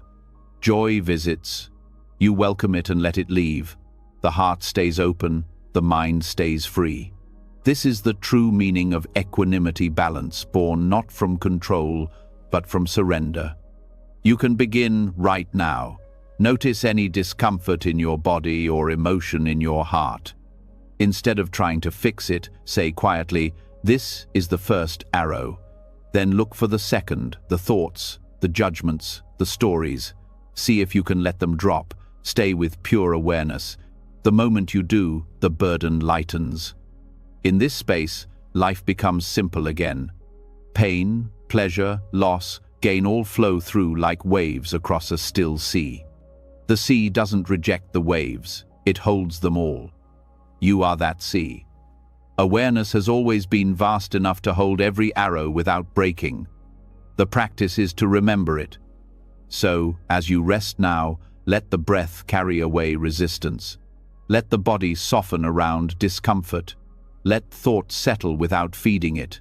There's nothing to fix, nothing to fear. Pain is part of life. Suffering is not. The first arrow will come and go, but the second arrow is in your hands. You can choose to put it down, and when you do, a new kind of peace fills the heart, not the peace of avoidance, but the peace of understanding. The mind becomes spacious, the body lighter, and life flows, as it always has, full of change, yet free from the sting of resistance. You wake up to a truth so simple it feels like a secret. Pain is real, but suffering was always optional. When you stop firing the second arrow, something inside you grows quiet. Awareness begins to settle like dust after a storm, and you start to sense a stillness that has always been there, untouched by pain, untouched by reaction. This stillness is not emptiness, it's clarity. Yet life does not stop testing you. The world continues to shift, people change, plans fail, and emotions rise like tides. In this constant movement, one question remains: how can you stay steady when everything else sways? The answer lies in equanimity, the art of calm amid chaos, the strength that doesn't need to fight to be strong. Equanimity, or upekkha, is often misunderstood. People think it means not caring, shutting down, becoming cold or distant. But true equanimity is not numbness. It's warmth without attachment, compassion without panic, understanding without control. It's the calm at the center of the storm, not because the storm stopped, but because you finally understood the sky was never broken by the wind. To live with equanimity means you stop being tossed by every emotion that passes through you. The heart feels everything: joy, sorrow, anger, love, but it no longer loses its balance. It holds each experience like a mother holding a child, fully present, fully loving, but not lost in it. This is not detachment from life, it is intimacy with life without drowning in it. The mind without equanimity is like a pendulum. One moment it swings toward pleasure, craving, excitement, obsession. The next, it swings toward pain, aversion, fear, despair. The constant swinging creates fatigue, confusion, and stress. Equanimity is the still point between those extremes. It's the ability to see both sides without being caught in either. When you rest there, you discover a peace that no external condition can disturb. The Buddha described equanimity as one of the highest perfections, not because it removes emotion, but because it purifies it. When your mind is even, love becomes unconditional, wisdom becomes clear, and compassion becomes steady. Without equanimity, kindness burns out and wisdom turns to judgment. With it, everything you do carries the flavor of peace. Equanimity begins with understanding impermanence.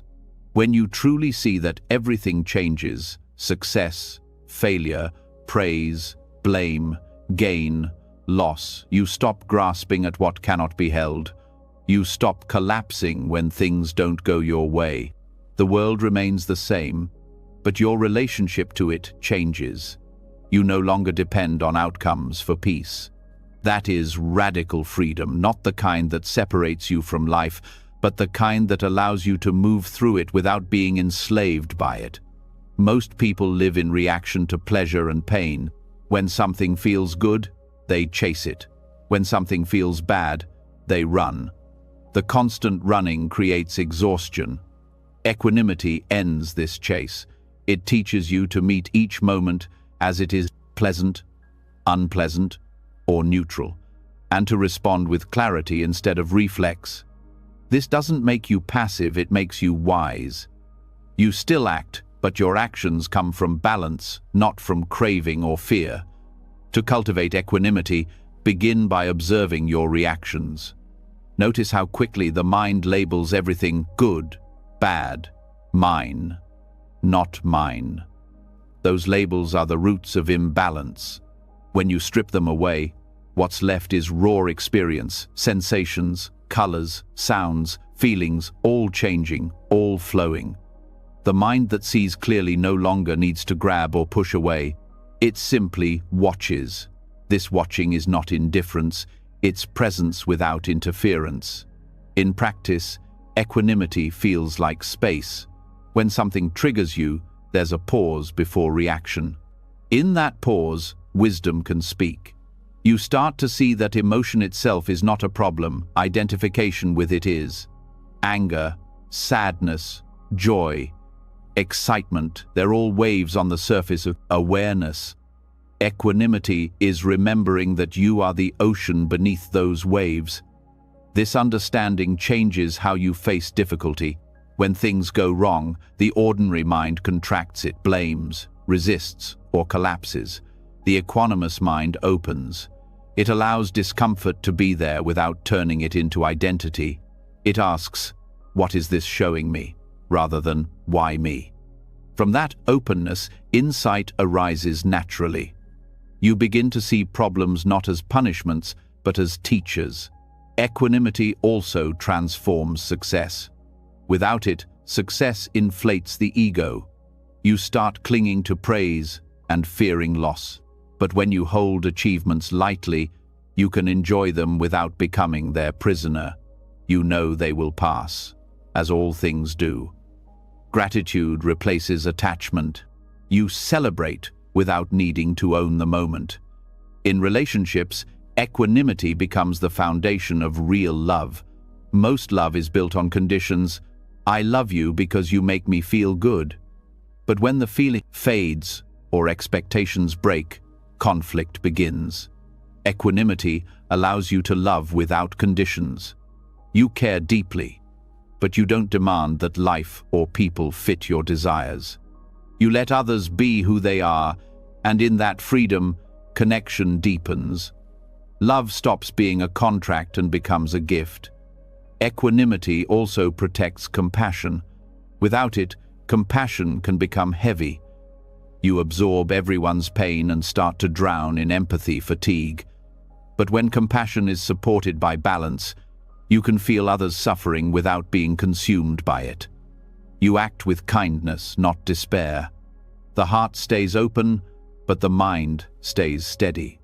This is how healers, teachers, and caregivers sustain their light without burning out they love with equanimity. The practice of equanimity starts small. It begins with awareness of your body and mind throughout the day.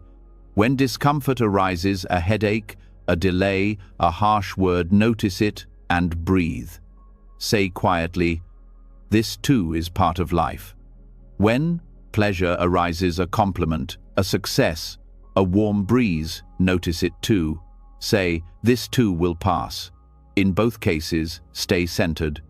You don't have to suppress joy or deny pain. You simply meet both with the same understanding heart.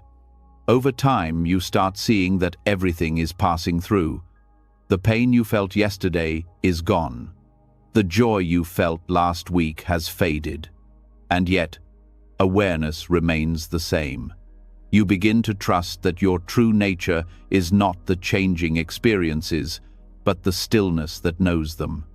That realization is the root of equanimity, knowing you can meet life fully without losing yourself in it. The mind will test this constantly. It will try to pull you into reaction. Someone criticizes you, and anger rises. Someone praises you, and pride arises. Each time the mind whispers, "This matters more than peace."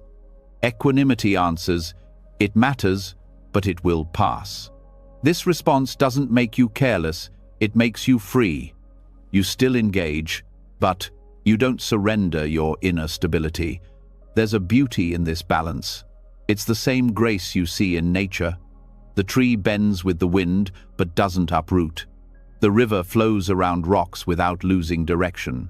Equanimity is that same intelligence, flexible, grounded, unbreakable. When life pushes, you don't resist, you yield just enough to stay whole. Developing this quality requires patience. The mind has spent years chasing and avoiding. At first, it feels unnatural to let things be. But every moment you practice, the balance strengthens. You start catching yourself earlier before anger explodes, before fear spirals, before excitement turns to obsession. Each pause becomes a doorway to freedom. Equanimity is also deeply connected to wisdom. When you stop reacting blindly, you start seeing causes and effects clearly. You understand why things happen, how they unfold, and how to respond without adding more suffering. You stop taking things personally. When someone acts unkindly, you see their behavior as a product of their own conditioning, not as an attack on your worth. This understanding turns anger into compassion and confusion into insight. The Buddha called this the peace that cannot be shaken. It's not a fragile calm that depends on circumstances. It's an unbreakable steadiness that grows from deep understanding. You can walk through fire and stay cool inside, because your peace is no longer borrowed from the world, it's born from wisdom. This kind of calm doesn't mean you feel nothing. You still care, still act, still dream, but you do it with lightness. You stop carrying the weight of outcomes. You learn to move like the wind, touching everything, clinging to nothing. That's why equanimity is described as the highest strength. It's the power that comes from non-resistance. In meditation, you can touch this state directly. As thoughts arise, don't chase or reject them. Let them come and go, like clouds passing through open sky.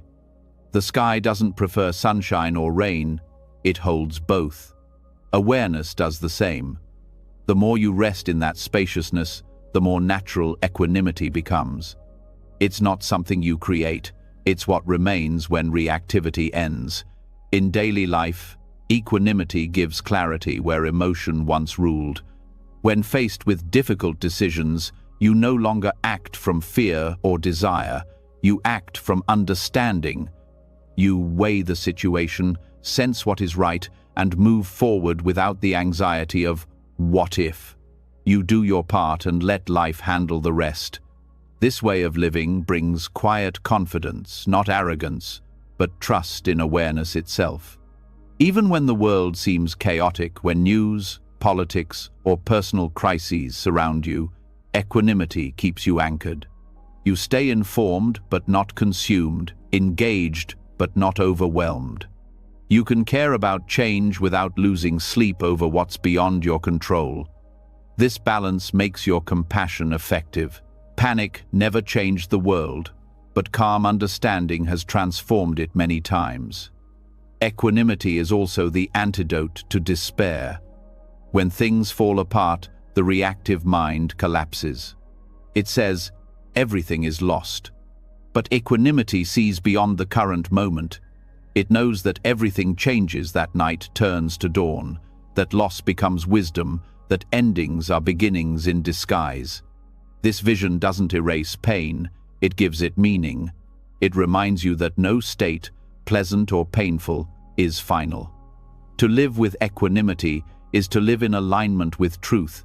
You stop fighting impermanence and start dancing with it. You stop demanding that life feel a certain way and start meeting it as it is. Each moment becomes sacred because it's fleeting and because you're fully awake to it. This understanding brings deep joy, not the excitement that comes and goes, but the joy of serenity. It's the quiet happiness of knowing that nothing can truly disturb your heart. Even when emotions rise, you see them as part of the human play, not as proof of failure. The calm beneath remains steady, like the still water beneath waves. Equanimity also reconnects you to purpose. When your mind is calm, your actions become clear. You stop wasting energy on reaction and channel it into wisdom and love. You can face challenges with patience and respond to life with creativity. Balance doesn't make you less alive, it makes you fully alive, because energy once lost in worry now fuels clarity and compassion. Over time, this becomes your natural state. The mind no longer rushes to fix every discomfort or cling to every pleasure. It learns to rest in awareness, trusting the flow. The heart remains open and the world feels lighter. This is not the peace of detachment, but of deep connection, the understanding that everything arises and fades within the vastness of awareness, and that awareness itself is never disturbed. So, as you rest here, let this truth sink in. The world may swirl with noise, but you can remain centered. The body may feel, the mind may move, but awareness stays still. This is not escape, it's mastery, the kind that comes from understanding, not control. Let the breath steady, let the thoughts pass, let sensations rise and fall. You don't need to fix, hold, or fear them. You are the space that allows them to be. That space is equanimity, the calm amid chaos, the strength that neither clings nor resists, the peace that needs nothing to stay whole. And when you live from that space, every challenge becomes lighter, every joy becomes deeper, and every moment becomes complete, not because life became easier, but because you finally became steady enough to meet it exactly as it is. When the heart learns to stay calm amid chaos, a new depth of awareness begins to open. The mind becomes clearer, quieter, more spacious. You start to sense life moving through you, breath, pulse, sensation, all in rhythm, all in harmony. In that stillness, there is a doorway waiting. It doesn't lead somewhere far away. It leads inward, into the most ancient rhythm of all, the breath. The breath is not only the bridge between body and mind, it is the bridge between chaos and peace, between confusion and clarity. To rediscover it is to rediscover yourself. Mindfulness of breathing, or anapanasati, is one of the Buddha's most profound and practical teachings. It seems simple: inhale, exhale, notice, but within this simplicity lies everything you need to transform the mind. Breathing is not just a survival mechanism, it's a living teacher. Every breath speaks the truth of impermanence, of presence, of letting go. Every inhale is a beginning, every exhale is an ending. When you learn to follow this rhythm consciously, life itself starts to slow down, and peace begins to rise from the very core of your being. Many people breathe, but very few are aware that they are breathing. The body does it automatically, but the mind is rarely there. Most of the time, breathing happens in the background while thoughts rush ahead. That's why the mind feels restless and fragmented. To be mindful of the breath is to return home, to come back to the only moment that ever truly exists, the present one. The breath is a mirror of the mind. When the mind is agitated, the breath becomes shallow and quick. When the mind is calm, the breath softens and slows. But the miracle is that the reverse is also true. When you calm the breath, the mind follows. By working with the rhythm of breathing, you can regulate the entire nervous system. It's the body's natural doorway to peace, accessible anytime, anywhere. In ancient texts, the Buddha called mindfulness of breathing the direct path to liberation. Not because breath is magical, but because awareness of it gathers the scattered pieces of the mind into one point. When you rest your attention on the breath, thoughts begin to lose their power. The endless pull of past and future weakens, and you enter the simple truth of now. Start by observing how your breath feels. Don't try to control it, just notice it. Feel the cool air entering the nose, the chest expanding, the warmth leaving the body. The more you pay attention, the more subtle details appear, the pause between inhale and exhale, the shift of energy across the body. Awareness begins to refine itself, becoming sharper yet gentler. The breath teaches you how to be present without force. At first, the mind will wander. It will chase thoughts, memories, and plans. This is not failure. It's the mind revealing its nature. The practice is not to silence thought, but to return again and again to the breath. Each return strengthens mindfulness, just as lifting a weight strengthens a muscle. Over time, the breath becomes like an anchor. No matter how strong the storm of thought, you can return to this anchor and find stability. As awareness deepens, the breath starts to feel different. It's no longer just air moving in and out, it's life itself flowing through you. The body begins to soften. The heartbeat synchronizes with the breath, and a gentle warmth spreads through the chest. You start to feel connected to something larger, not as a belief, but as a direct experience. The separation between you and life starts to dissolve. You are breathing, but also being breathed. On a physiological level, mindful breathing directly affects the nervous system. When you breathe slowly and consciously, the vagus nerve activates, lowering heart rate and blood pressure.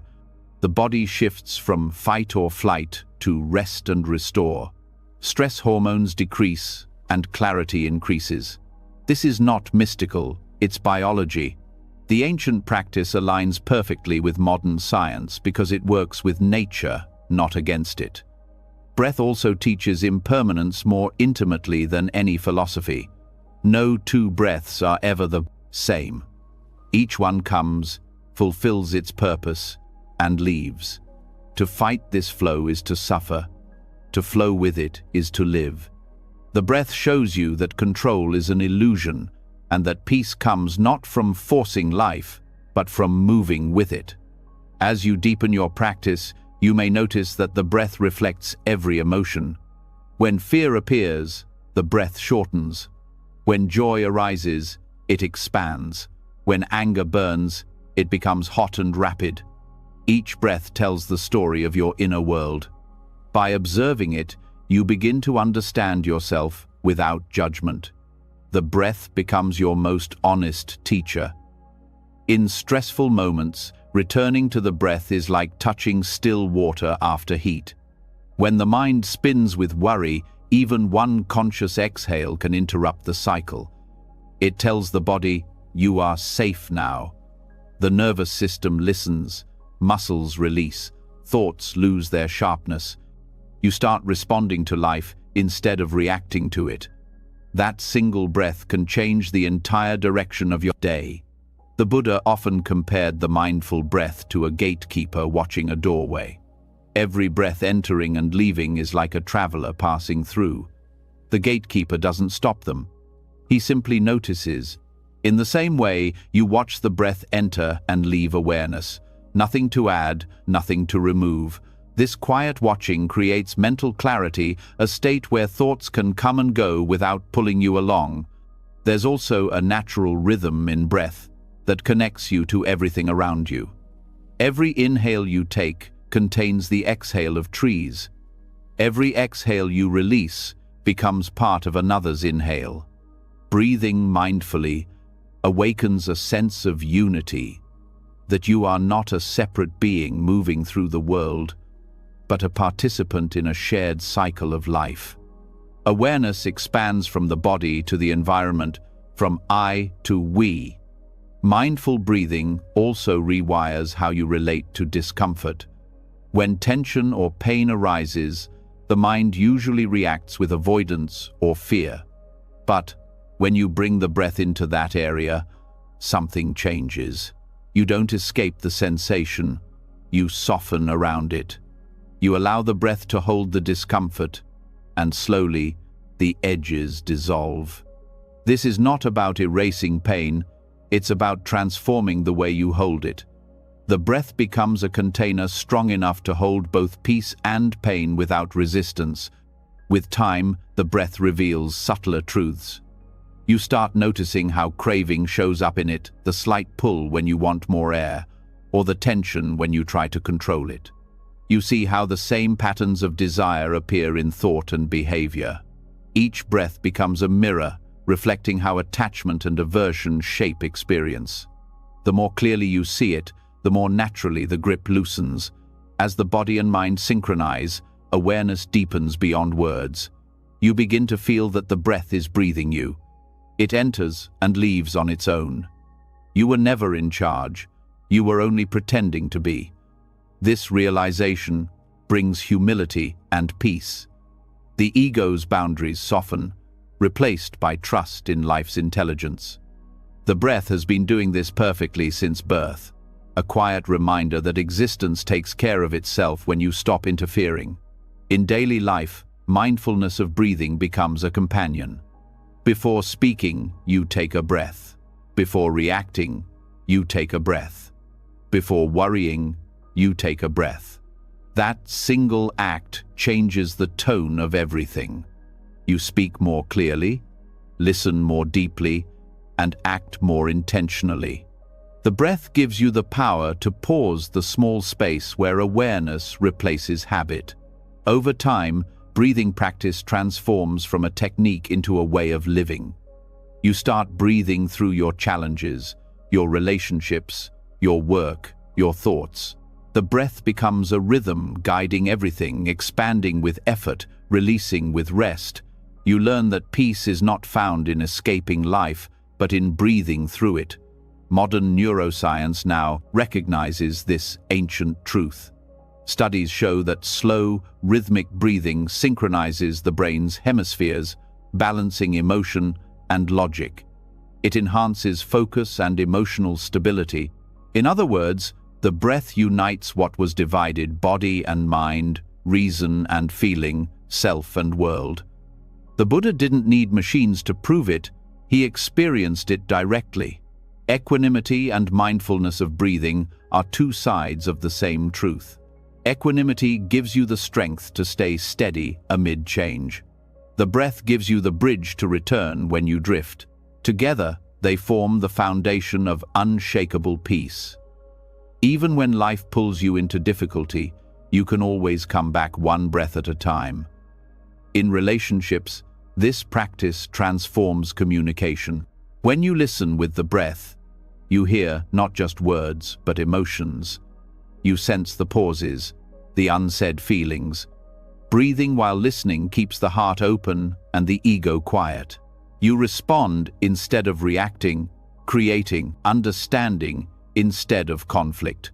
Each breath becomes an act of compassion. In moments of joy, mindfulness of breathing keeps you grounded.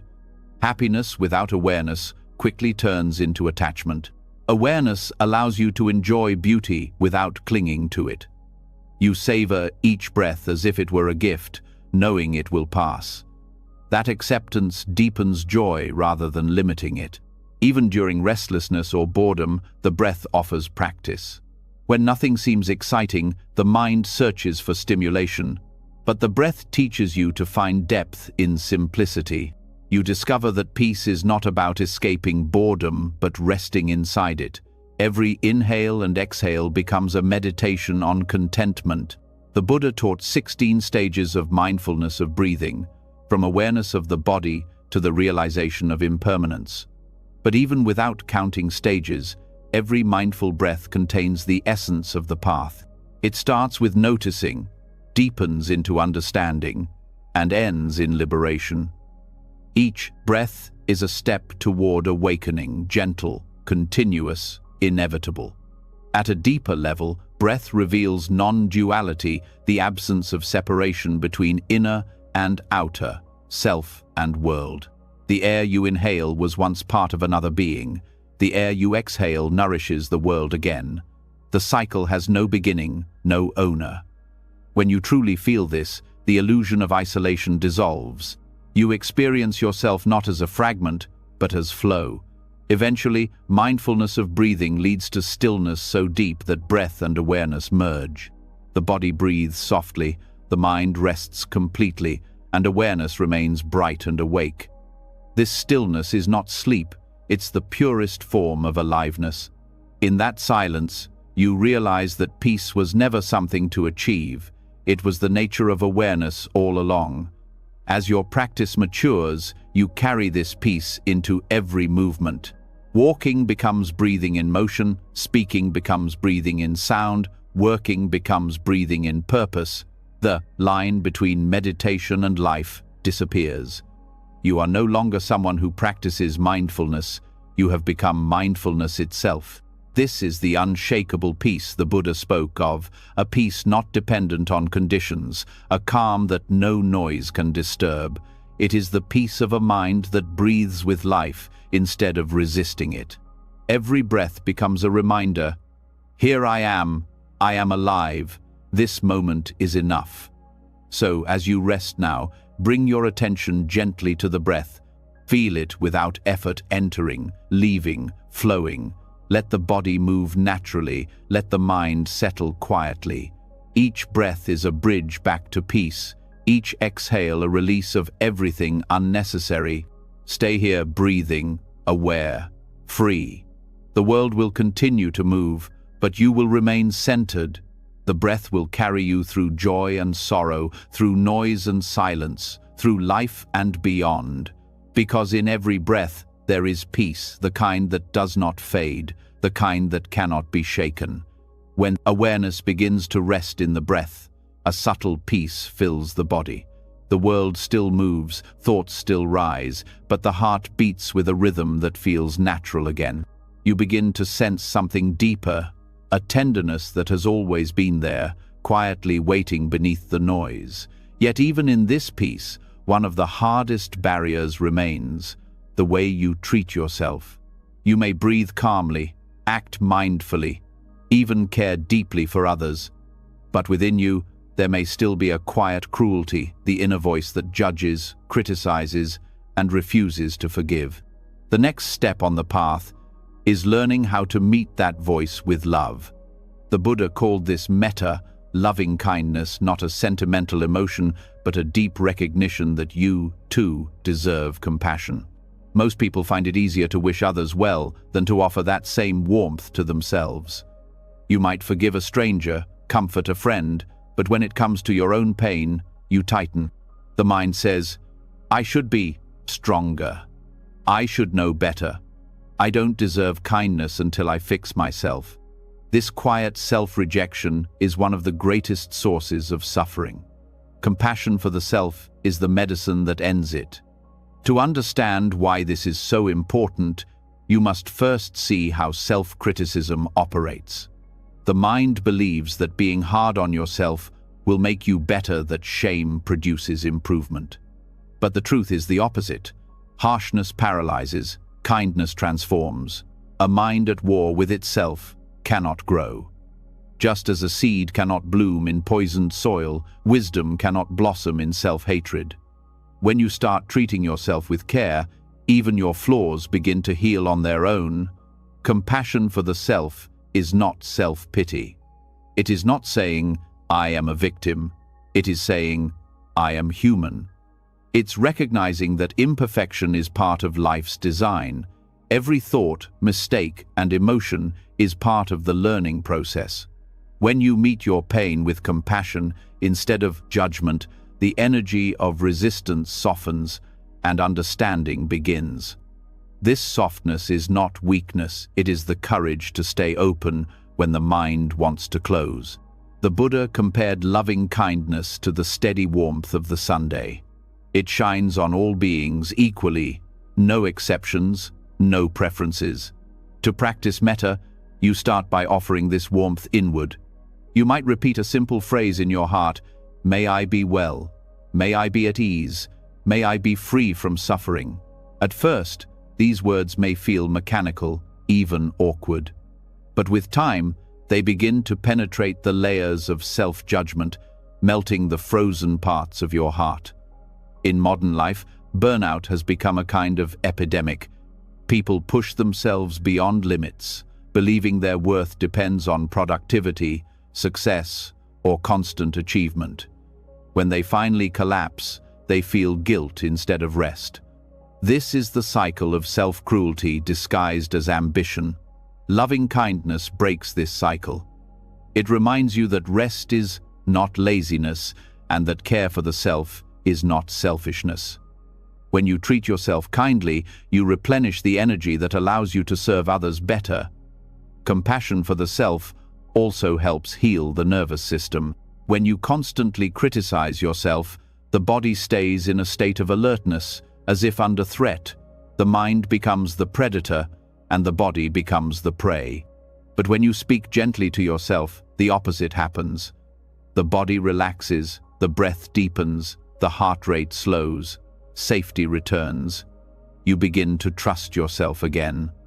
This physiological shift mirrors what ancient teachings described as meta-energy, the warmth of awareness spreading through the body and mind. One of the greatest misconceptions is that compassion will make you complacent. Many fear that if they stop criticizing themselves, they will stop improving. But the truth is, growth arises naturally when you feel supported. Think of how a child learns, not through fear of punishment, but through encouragement and safety. The same principle applies to the adult mind. When you speak kindly to yourself, creativity and resilience flourish. Kindness opens the path that harshness blocks. To practice compassion for the self, start by noticing your inner dialogue. Throughout the day, listen to how you speak to yourself after mistakes, delays, or disappointments. The tone may surprise you. Often, it's far harsher than how you'd speak to anyone else. This awareness is the first step. When you catch a moment of self-criticism, pause and breathe. Then silently offer yourself a phrase of understanding. "It's okay. I'm learning. This too will pass." Over time, these gentle words reshape the mind's habits. This practice also requires honesty. Compassion does not mean excusing harmful behavior or pretending everything is fine. It means acknowledging what is real without adding cruelty to it. When you make a mistake, admit it. But instead of saying, "I'm terrible," say, "That was unskillful and I will do better." The difference between shame and responsibility is compassion. Shame says, "I am wrong." Responsibility says, "I can change." Another layer of self-compassion is learning to hold your pain without judgment. Most people either suppress their pain or drown in it. The middle way is to hold it with tenderness. When sadness appears, don't try to escape it. Breathe with it. When fear arises, acknowledge it without resistance. The act of allowing is the deepest form of kindness. Pain that is allowed to be felt fully begins to release its grip. Scientific studies on compassion meditation show that people who practice loving kindness develop greater emotional resilience. The brain's empathy centers become more active, and the regions associated with anxiety shrink. But beyond science, the real change is felt directly, a sense of warmth that flows from the heart to every part of your life. You begin to see yourself not as an enemy to fix, but as a friend to care for. When you develop this inner kindness, it naturally extends outward. You start understanding others' struggles more deeply because you've faced your own with tenderness. Judging others becomes less appealing when you've stopped judging yourself. This is why self-compassion is not selfish, it's the root of compassion for all beings. You cannot offer peace to others while rejecting yourself. In relationships, this understanding creates harmony. You stop expecting others to fill the void of your self-criticism. You stop demanding love as proof of your worth. When you are kind to yourself, love becomes sharing rather than seeking. You give freely because you no longer depend on others to tell you that you are enough. That inner security makes your relationships lighter, more genuine, and less burdened by need. Loving kindness also transforms how you face failure. Instead of collapsing into shame, you start seeing failure as part of growth. Compassion doesn't erase mistakes. It helps you learn from them without fear. It says, "You tried. Now try again." This gentle persistence is more powerful than any perfectionist drive. It's steady, patient, and forgiving, the qualities that create lasting change. Practicing metta can also be done formally in meditation.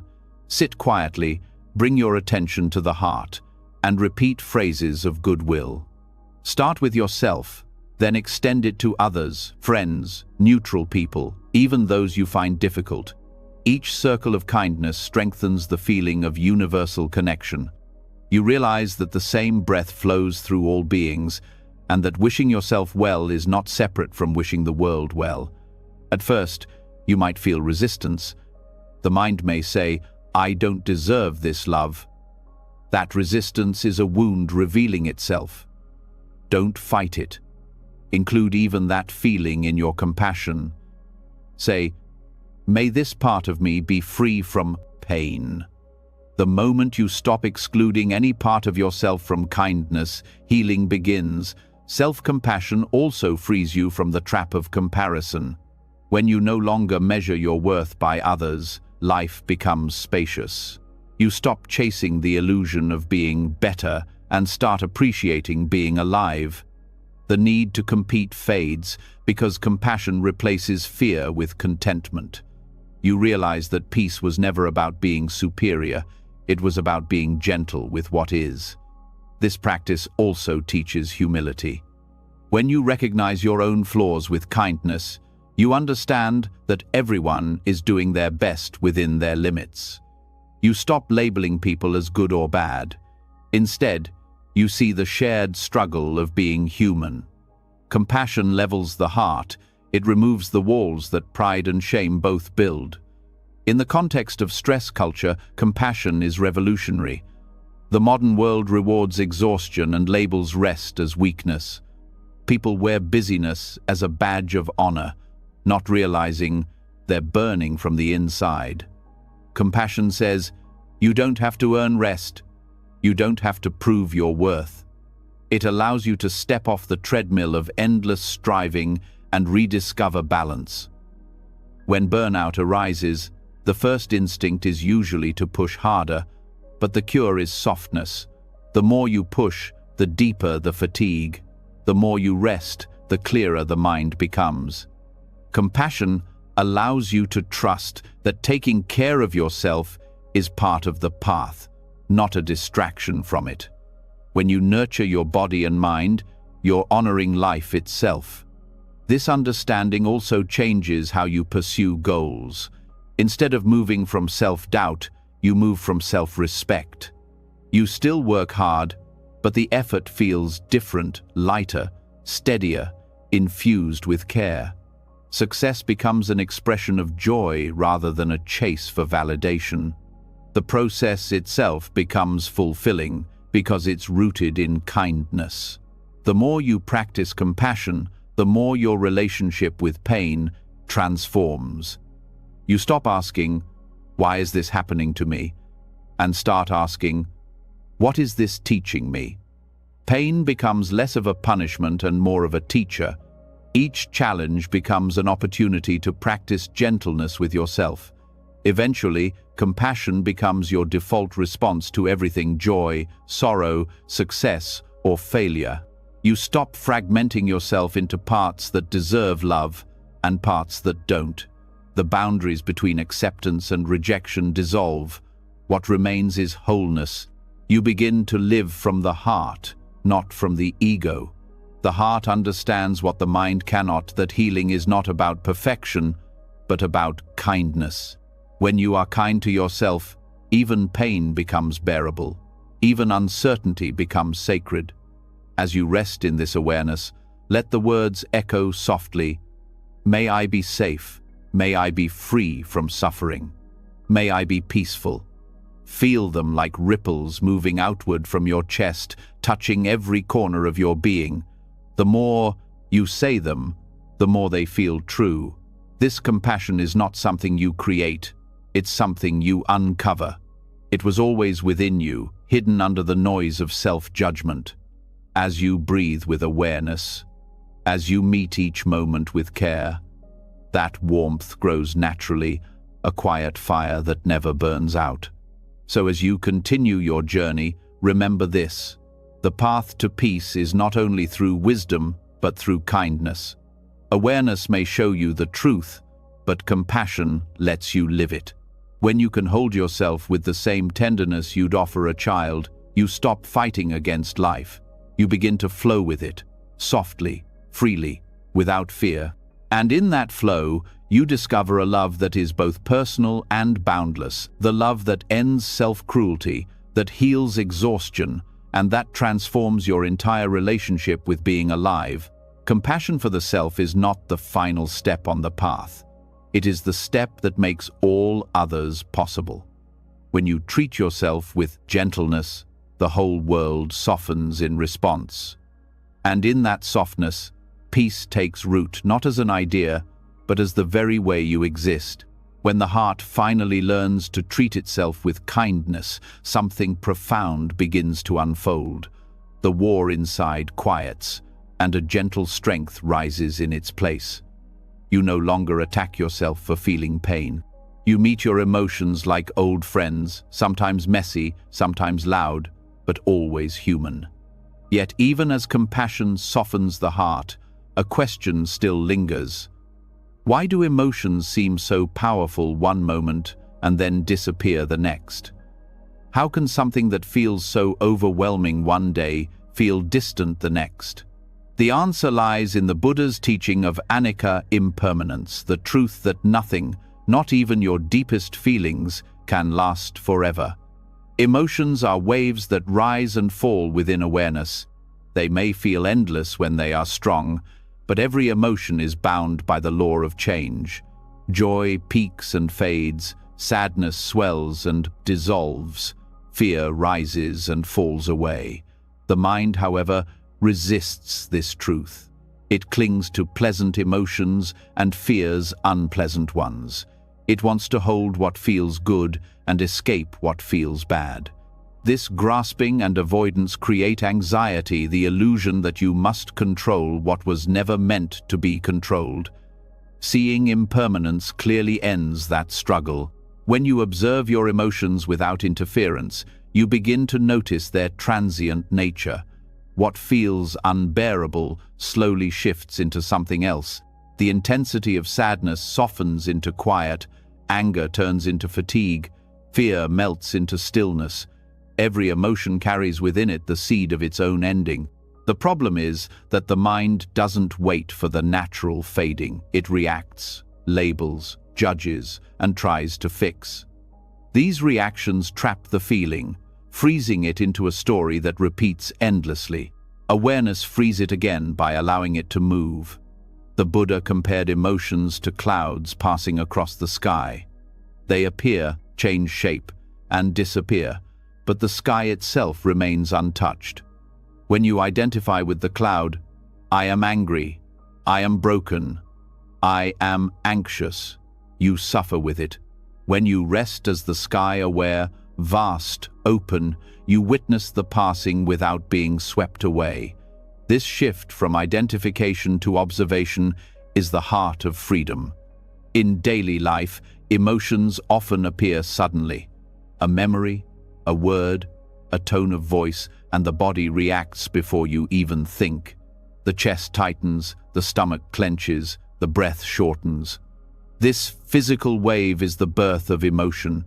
It is not your enemy, It's a signal that energy is moving. If you can stay with the pure sensation, the flutter, the pressure, the heat without naming it, it begins to dissolve naturally. Naming solidifies it, awareness releases it. Understanding impermanence does not mean denying your feelings. It means seeing their nature clearly. The more you resist an emotion, the longer it stays. Resistance is like holding a knot tighter. Awareness, on the other hand, is the hand that slowly loosens it. When you let an emotion arise and pass without clinging or rejection, you experience what true peace feels like, not the absence of feeling, but the absence of struggle. Modern science supports this ancient wisdom. Neuroscience shows that the chemical lifespan of most emotions in the body is about 90 seconds. After that, it is thought, rumination, judgment, story that keeps them alive. The emotion ends, but the mind revives it again and again. The Buddha saw this long before science gave it language. He taught that clinging to pleasant sensations or resisting unpleasant ones gives rise to suffering. Awareness dissolves both. Anxiety, in particular, depends on forgetting impermanence. It convinces you that the discomfort you feel will last forever. It whispers, "You'll always feel this way." And in believing it, the feeling deepens.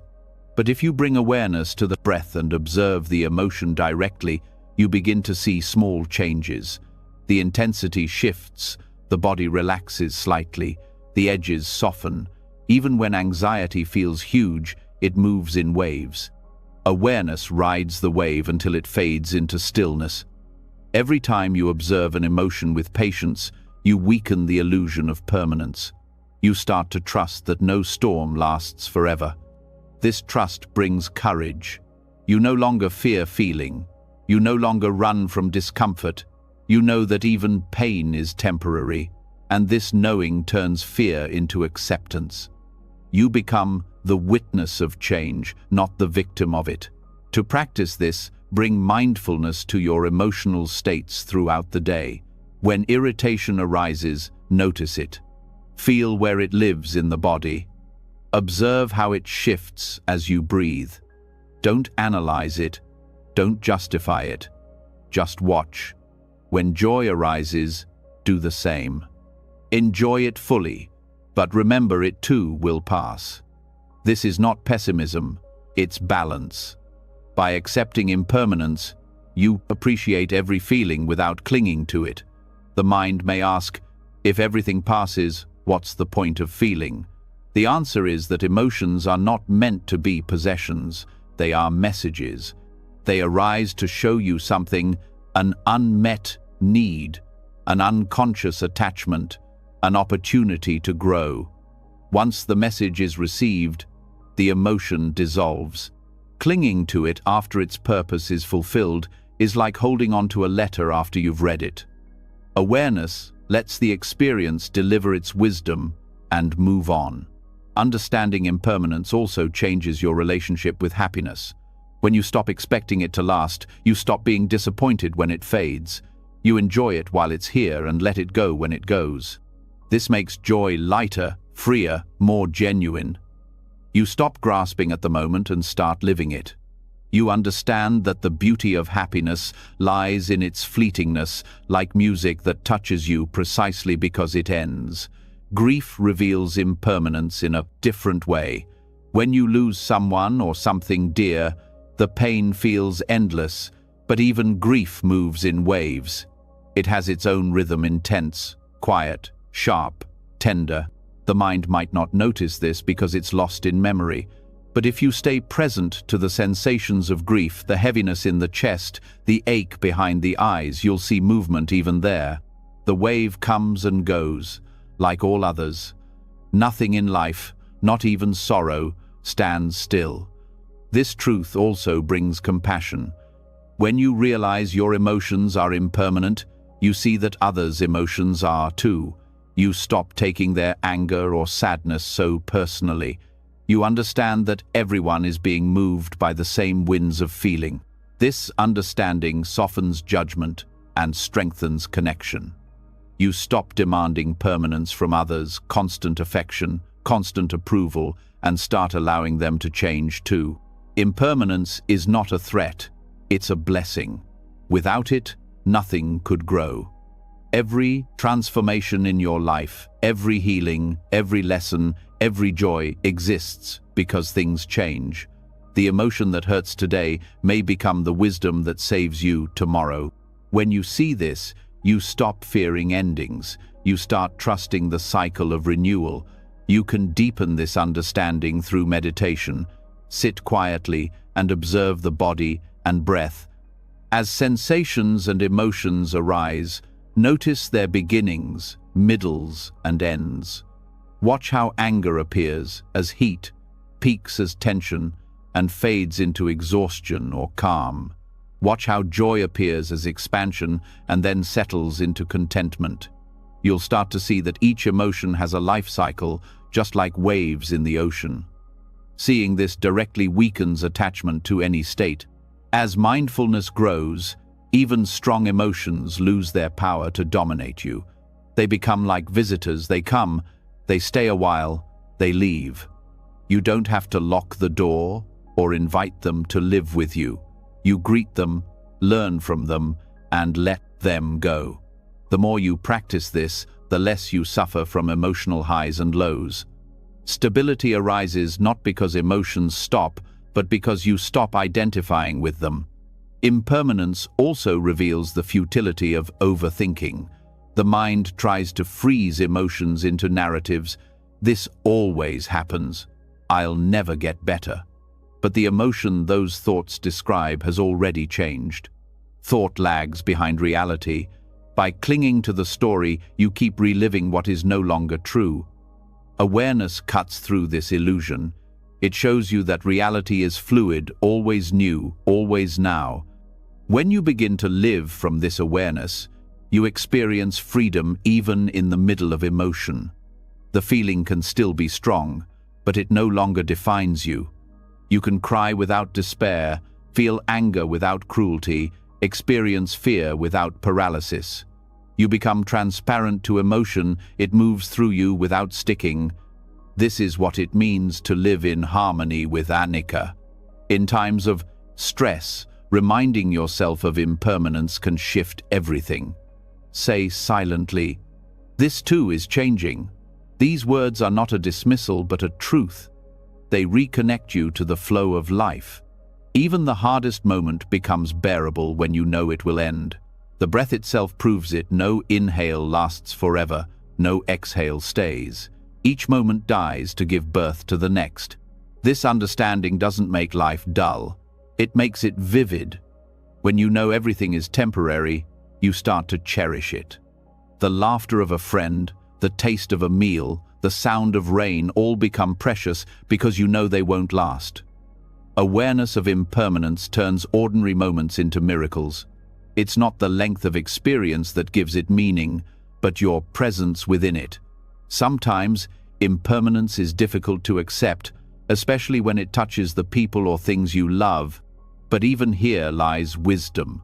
Love deepens when you understand it's fragile.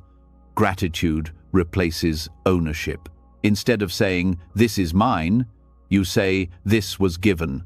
You stop trying to freeze moments and start participating fully in their passing. That participation, that willingness to love what changes, is true maturity. The Buddha taught that clinging is the root of suffering because it denies impermanence. When you want joy to last forever, you fear its end. When you want pain to disappear immediately, you resist its presence. Both create tension. Freedom lies in seeing that you can feel fully without needing to control duration. Emotions arise because conditions create them, and they fade when those conditions shift. Awareness trusts this process. In a world obsessed with permanence, youth, success, certainty, understanding impermanence becomes an act of liberation. You stop demanding that life match your expectations. You stop measuring peace by stability. You realize that the only true stability lies in awareness itself, not in what it observes. Everything else Thoughts, emotions, even identities are like patterns in water. Awareness is the water. To live with this understanding is to live with lightness. You stop clinging to moods or stories. You stop identifying as happy or sad. You simply live, breathing, feeling, witnessing.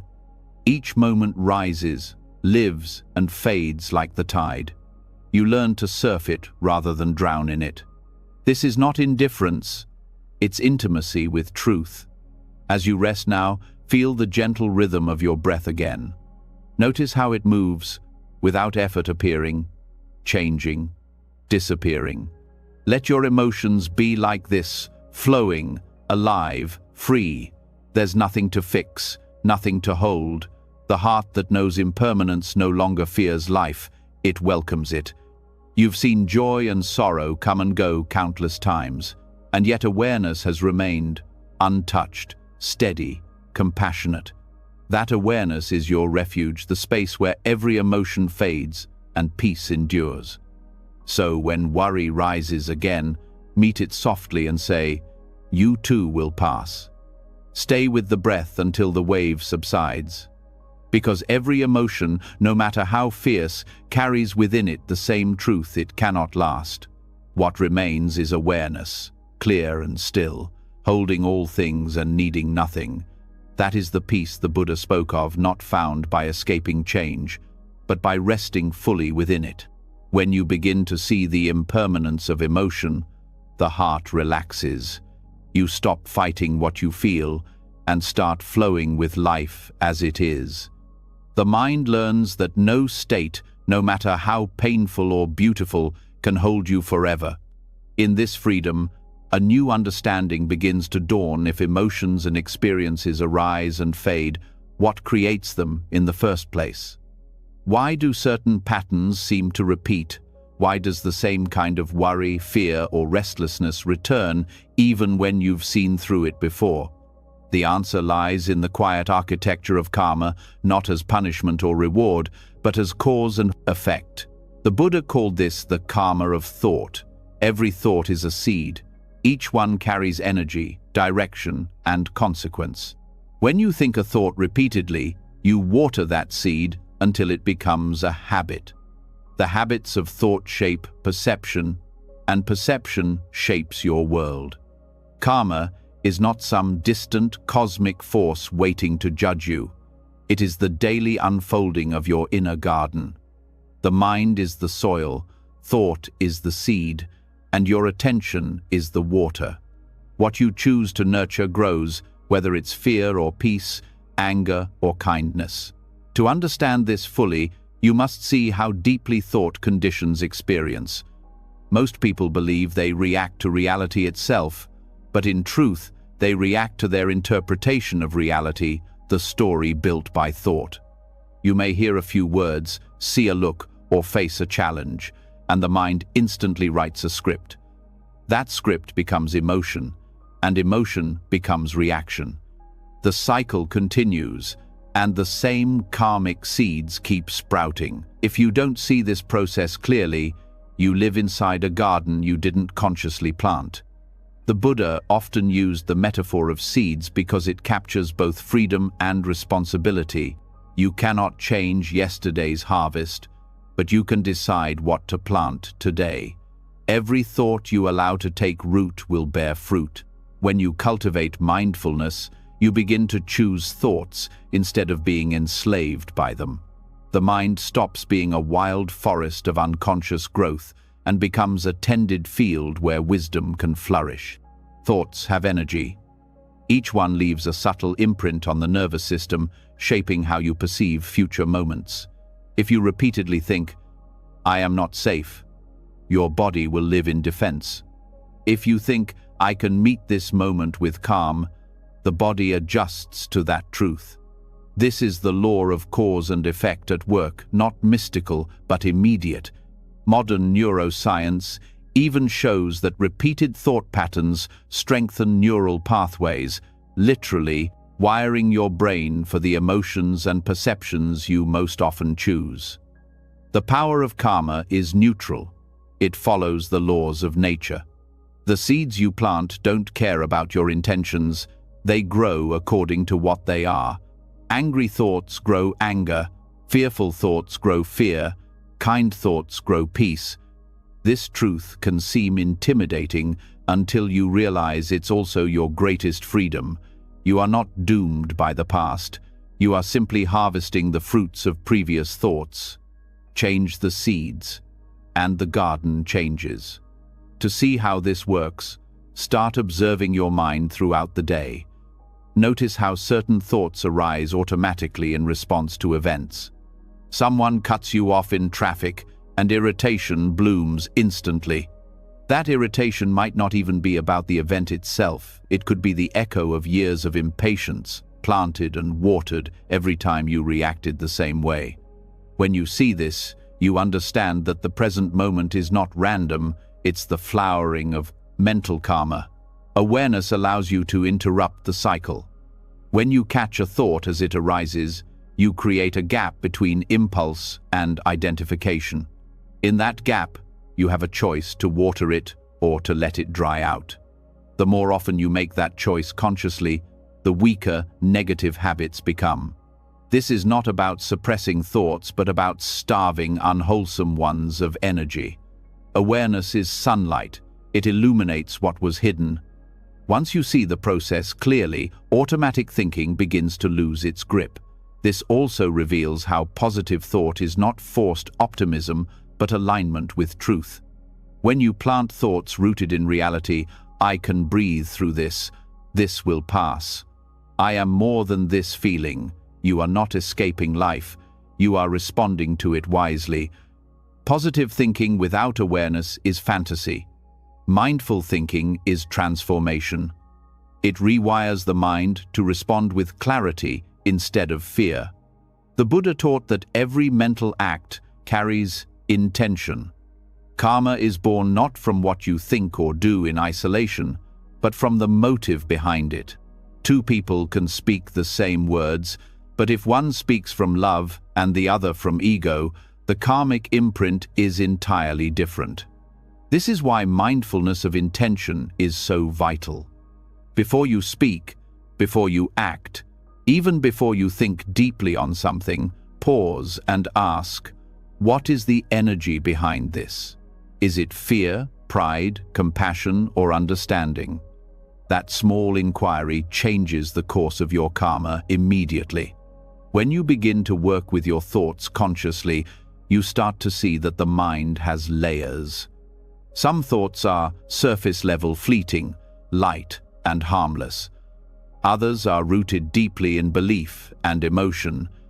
These deeper seeds create the strongest patterns. For example, the belief, I am not enough, may produce countless smaller thoughts of comparison, jealousy, and anxiety. If you address only the surface thoughts, they will grow back. But if you bring awareness to the root belief and see its emptiness, the entire pattern collapses. This is how mindfulness uproots old karma, not by fighting it, but by understanding its source. The Buddha described this process as mental cultivation, developing wholesome states and abandoning unwholesome ones. He compared it to a farmer who clears weeds, waters healthy plants, and protects new growth. The farmer doesn't yell at the soil or complain about the weather. He simply tends to the field with patience. In the same way, you nurture wholesome thoughts, gratitude, compassion, wisdom through steady attention. Over time, they become your new defaults, shaping a mind that naturally leans toward peace. A powerful exercise for this is noticing your mental diet. Just as the body becomes what it eats, the mind becomes what it consumes. What kind of information, conversations, and media are you feeding it? Do they nourish clarity or agitation? Many people try to calm their minds while constantly absorbing noise that fuels anxiety. Being mindful of what enters your awareness is an act of karmic intelligence. You cannot plant roses in soil constantly seeded with thorns. It's also important to recognize that thoughts are not equally strong. A thought accompanied by emotion is like a seed watered by rain. It grows faster. When you think with intensity, the energy sinks deeper into the mind. This is why repetitive worry feels so heavy, it's mental karma gathering force. But the same principle applies to loving kindness and gratitude. When you infuse thought with genuine feeling, its power multiplies. That's how compassion reshapes not just mood, but destiny. Karma is not only personal, it's collective. The thoughts of individuals influence the energy of families, communities, even societies. When many people cultivate fear, the atmosphere thickens with it. When many people cultivate peace, the world softens. Each thought you plant contributes to the shared garden of consciousness. This understanding brings both responsibility and hope. Even a single act of mindful thinking adds light to the collective field.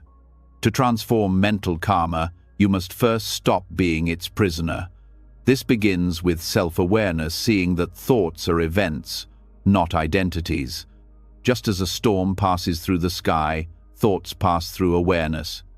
When you stop saying, "I am this thought," and start saying, "This is a thought," you free yourself. That freedom allows you to choose which thoughts to engage with. Some will fade if ignored, others will flourish if nurtured. The choice becomes yours again. One of the most overlooked aspects of karma is how it relates to speech. Words are thoughts made audible. When you speak from anger or fear, you solidify those emotions in yourself and in others. When you speak from kindness, you strengthen that energy in both hearts. This is why mindful speech is considered one of the highest forms of practice. It is thought in motion, creating karma that echoes beyond what you can see. Another key to understanding the karma of thought is noticing its subtle persistence. Even when you are silent, the mind speaks. It comments, compares, judges, plans. Each of these silent sentences plants seeds. Most are small, but when repeated often, they form grooves in consciousness. These grooves become your mental habits, and habits shape destiny. Awareness smooths those grooves by interrupting repetition. Each moment of mindfulness is a fresh start, new soil for new seeds. When you begin to see the law of cause and effect within your own mind, faith in awareness grows. You realize you no longer need to fear your thoughts. You can work with them, guide them, and transform them. You stop waiting for external change and start cultivating inner alignment. Peace stops being something to find and becomes something you grow. This practice also brings humility. You see that your suffering was not punishment, but the natural outcome of unconscious seeds. When you recognize this, guilt dissolves, replaced by wisdom. You understand that every mind, including yours, is learning through cause and effect. Compassion replaces blame for yourself and for others. You realize that no one escapes this law, but everyone can use it to awaken. The process of planting wholesome mental seeds begins with intention. You can start each morning with simple awareness. Today, I will think thoughts that bring peace. It's not about forcing positivity, it's about choosing clarity. Throughout the day, remind yourself that every reaction is a seed. If anger arises, notice it and breathe before it hardens into speech. If gratitude appears, let it linger. These small choices accumulate like drops of rain, nourishing the roots of calm. In meditation, you can work with thoughts directly. As they arise, label them gently. Fear, planning, judgment, memory. This labeling brings distance without rejection. You start to see thought as movement, not truth. Once labeled, it loses its power to drag you along. Then consciously plant a new thought: kindness, patience, forgiveness. The more you do this, the more natural it becomes. You are retraining the soil of the mind to yield peace. It's also vital to understand that wholesome thoughts are not merely positive, but aligned with reality. Everything is fine is not a wholesome thought if it denies truth. This is difficult, but I can meet it with patience. Wholesomeness arises from wisdom and compassion working together. It's grounded optimism rooted in awareness of impermanence, yet open to possibility. As this practice matures, thought itself begins to quiet. The mind no longer produces endless commentary because the need to control experience fades. Karma continues, but it becomes lighter, guided by understanding rather than compulsion.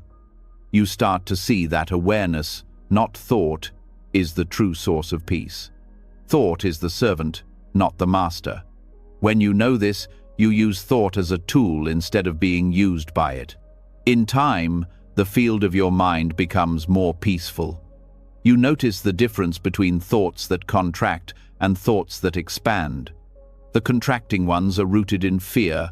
They tighten the body and narrow perception. The expanding ones open the heart and deepen breath. Through mindfulness, you choose expansion again and again until it becomes the natural state. Karma also reveals that nothing is wasted. Even painful thoughts, when seen clearly, can become fertilizer for wisdom. Every mistake becomes a lesson.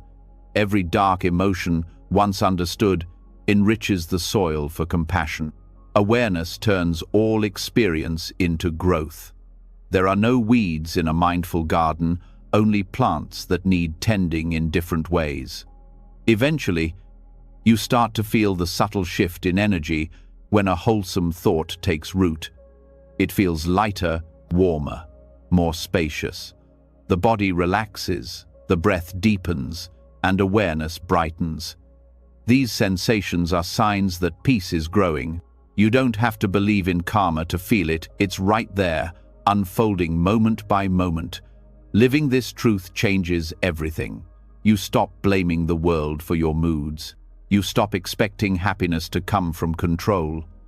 You realize that your experience is a living reflection of the thoughts you nurture. Peace becomes a habit because you practice it internally. The external world may remain unpredictable, but your inner world becomes steady, fertile, alive.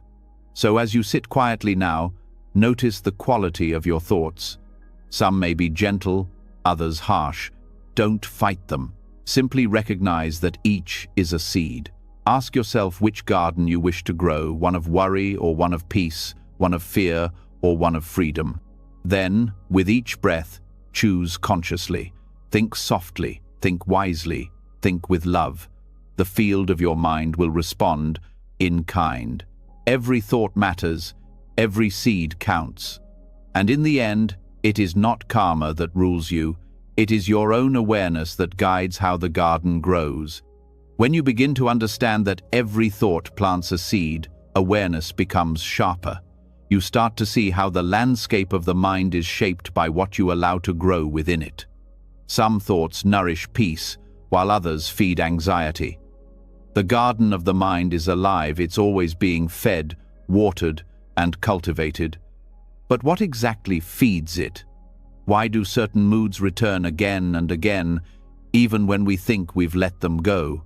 The Buddha answered this question through the teaching of the 4 nutriments, the 4 kinds of food that sustain not just the body, but the entire cycle of suffering or serenity. We often think of nourishment only as physical, what we eat or drink. Yet the mind too eats constantly. It consumes impressions, ideas, sensations, and intentions. Every moment, something is feeding your state of being. Some food strengthens clarity, some poisons it. Understanding this is like learning to read the labels of what you're feeding your mind with. It gives you the power to stop consuming what causes stress and to start choosing what nurtures peace. The first nutriment is physical food, the nourishment that sustains the body. On the surface, this seems simple, but in the Buddha's view, how you relate to food reflects your relationship with desire itself. Eating is not just biological, It's emotional and mental. When the mind is restless, food becomes escape. When the heart is empty, consumption becomes comfort. Yet food taken with mindfulness becomes a practice of presence. When you eat with awareness, noticing texture, flavor, and gratitude, you reconnect the body and mind. Each bite becomes a lesson in moderation, appreciation, and impermanence. The body needs food, but stress arises when craving turns necessity into indulgence. What you eat also affects the mind's stability. Heavy, processed, or overly stimulating food can dull or agitate awareness, while simple, balanced meals support clarity. This is not about restriction, but respect, seeing food as a form of energy that supports consciousness. The Buddha advised moderation because balance in eating creates balance in thought. Overconsumption dulls mindfulness. Deprivation breeds obsession. The middle way applies even at the table. The second nutriment is sensory contact, what you allow through the gates of your senses. The eyes, ears, nose, tongue, body, and mind are constantly consuming the world.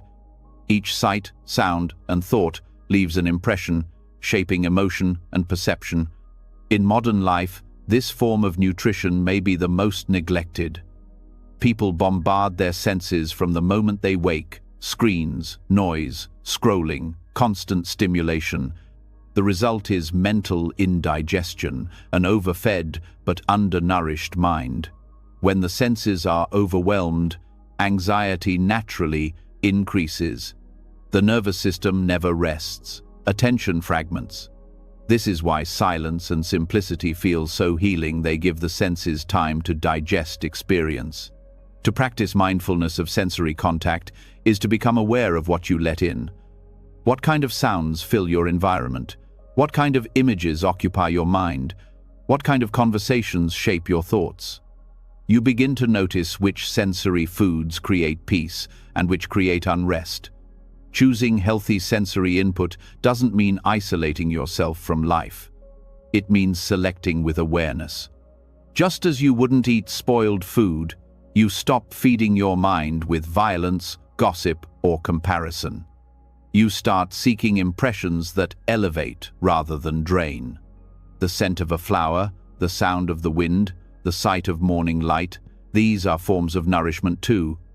They remind the senses of stillness. Over time, your attention becomes more refined. You learn to feed on subtle beauty instead of constant noise. The third nutriment is mental volition, the intention or will that drives behavior. This is the food of motivation, the force that pushes every action. What you desire, what you strive for, what you cling to, these are the flavors of volition. Some are wholesome, arising from love, generosity, and wisdom. Others are unwholesome, born from greed, fear, or delusion.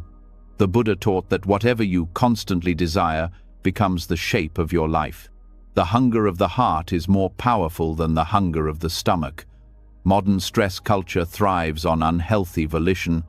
Society teaches people to chase endlessly more success, more recognition, more control. This constant striving feeds restlessness. You begin to live in a future that never arrives. The craving for achievement becomes a kind of spiritual malnutrition. No matter how much you consume, you feel empty. True nourishment comes from intention aligned with awareness, action guided by understanding rather than by compulsion. When volition is rooted in kindness, life feels lighter. When it's driven by fear or competition, tension grows. The practice here is to pause before acting and ask, what is feeding this desire? Is it love or insecurity? Is it service or ego? Each choice reinforces a certain state of mind. Acting from compassion strengthens compassion. Acting from anxiety strengthens anxiety. The quality of volition determines whether the mind expands or contracts. The fourth nutriment is consciousness itself, the subtle stream of awareness that is constantly renewed by contact with the world. Consciousness feeds on experience. It's like a flame sustained by fuel. Each perception, emotion, and memory becomes nourishment for awareness. When consciousness feeds on wholesome impressions, it becomes clear and calm. When it feeds on negativity or delusion, it becomes clouded. This is the deepest level of nutrition, the cycle that sustains the sense of self. To understand this, notice how certain mental states seem to reinforce themselves. When you dwell on worry, the mind produces more things to worry about. When you focus on gratitude, more things appear to be grateful for. This is the feedback loop of consciousness feeding on its own creations. Awareness is both the eater and the eaten. To break the cycle of stress, you must feed consciousness with presence rather than reactivity. These four nutriments are not separate. They intertwine constantly. What you eat affects your senses. What your senses take in shapes your volition. What you intend sustains your consciousness. The entire chain of experience is nourished moment by what you consume physically, mentally, and emotionally. If you want to understand stress, don't just look at your thoughts. Look at what you're feeding them with. To work with these nutriments skillfully, mindfulness becomes your guide. Before eating, pause and acknowledge the food as energy from the earth, as life supporting life. Before exposing yourself to information, ask if it will uplift or burden your mind. Before pursuing a goal, check if it's born from peace or insecurity. Before indulging a repetitive thought, ask if it brings clarity or confusion. This kind of inquiry doesn't take time. It creates time, the spaciousness of awareness that prevents unconscious consumption. Over time, the results of mindful nourishment become visible.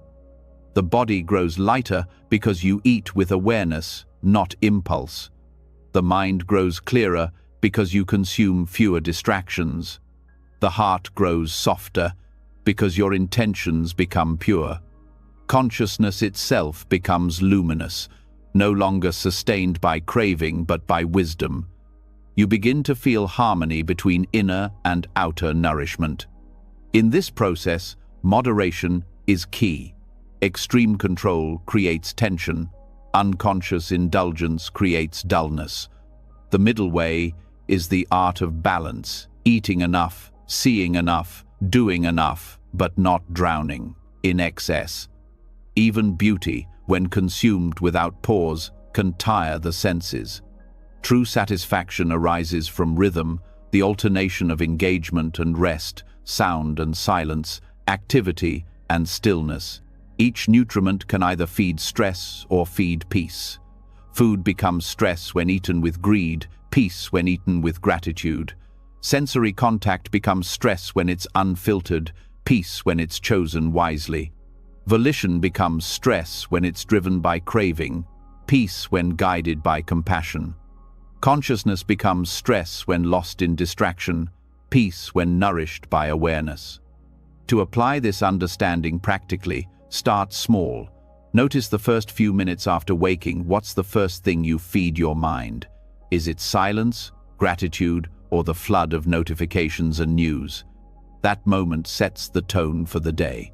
Throughout the day, notice what you feed your attention to. Each focus is a meal for the mind. You cannot control every stimulus, but you can choose which to swallow and which to let pass. This teaching also reveals how collective stress is formed. A society that constantly feeds on fear-based news, competitive values, and endless consumption will naturally feel anxious. The same law applies individually. The mind reflects its diet. When you start feeding it stillness, compassion, and wisdom, peace becomes the natural flavor of your life.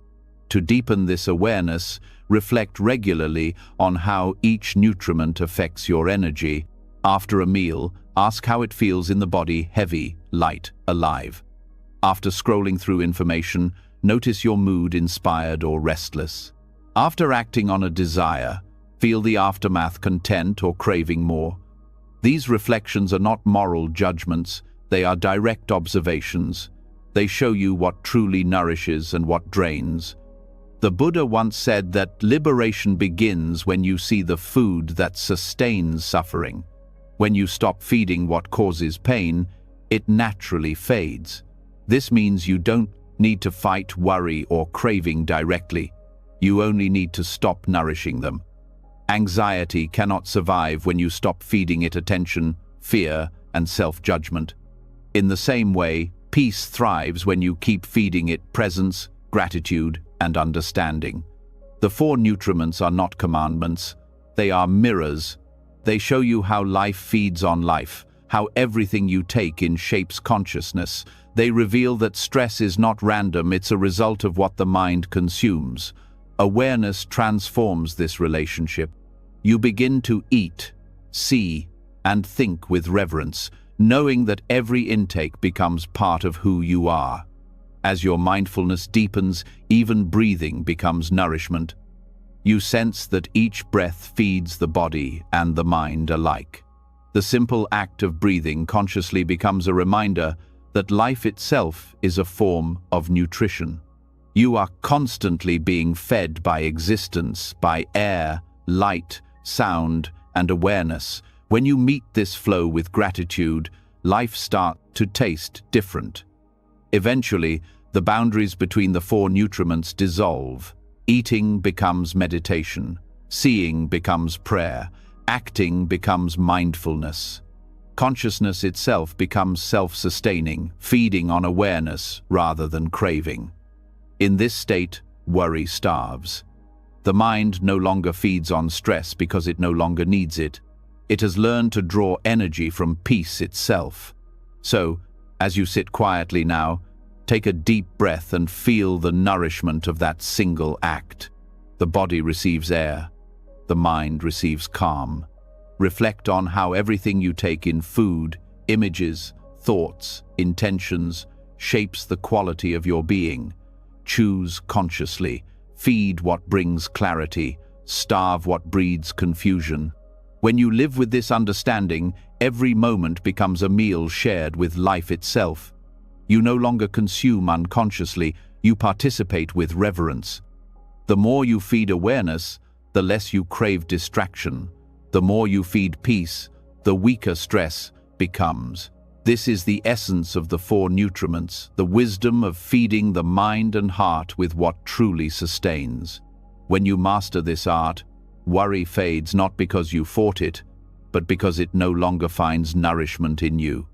And what remains is quiet strength, a mind that eats peace, breathes clarity, and lives in harmony with the rhythm of life. When you begin to see that worry feeds on what the mind consumes, a new kind of freedom starts to form. You realize that peace is not something you wait for, it's something you nurture through every choice of attention, every act of awareness. What you feed grows, and what you stop feeding fades. Yet even with this clarity, one last thread of tension often remains: the attachment to how things turn out. You may eat mindfully, think kindly, act wisely, and still find anxiety lingering beneath the surface. Why? Because the mind keeps asking, what will happen? It clings not to the present effort, but to its imagined result. That craving for control, for certainty, is the seed of restlessness. The next step is learning the art of detachment from outcome, acting fully, but without anxiety about where your actions will lead. Detachment does not mean indifference. It does not mean giving up or withdrawing from life. It means giving yourself completely to what you are doing while releasing the obsession with result. The Buddha taught that clinging to results creates suffering because outcomes are never truly ours. We can control intention and effort, but not consequence. The law of cause and effect is vast, shaped by countless conditions beyond our reach. When we try to force it, we fight the flow of reality. But when we act with clarity and let go of the rest, peace arises naturally. Most people act under the illusion that happiness depends on outcomes, on success, approval, recognition, or security. They measure their worth by what happens after the act, not by the quality of the act itself. This creates a life of tension. Every decision becomes a gamble, every effort a test. Detachment frees you from this cage. It shifts your focus from reward to presence, from the fear of failure to the joy of sincere action. To understand this deeply, look at how the mind clings to results in daily life. When you work on a task, you're rarely just working, you're projecting into the future. You think of how others will judge it, whether it will succeed, whether it will secure your place. This projection steals the peace of the present. You lose the richness of the process because your attention is trapped in outcomes you cannot control. Detachment brings you back to now, the only moment where true effectiveness exists. The Buddha often taught that craving and aversion are the twin roots of suffering. Craving is the desire for pleasure or success. Aversion is the fear of pain or failure. Both are forms of attachment to outcome. Detachment breaks both at once by focusing on right effort rather than right result. When you act from understanding instead of desire, every action becomes free of tension. You do what must be done, not because you crave the fruit, but because the doing itself is your practice. This approach mirrors what later traditions called karma yoga, the discipline of selfless action. But in Buddhism, it goes even further. It is not only about serving others, it is about transcending the illusion of control. When you give your best and then release the result, your energy becomes pure. You act with precision but without fear. You care deeply but without anxiety. This is the essence of right livelihood, right effort, and right mindfulness working together. You can see this truth clearly in nature. The tree gives fruit, but it does not know who will eat it. The river flows, but it does not choose where the water will end. Life itself acts without ownership. When you align your actions with this rhythm, stress dissolves. You no longer act from scarcity or self-importance. You act because life flows through you as intention, and when the act is complete, you release it to the universe.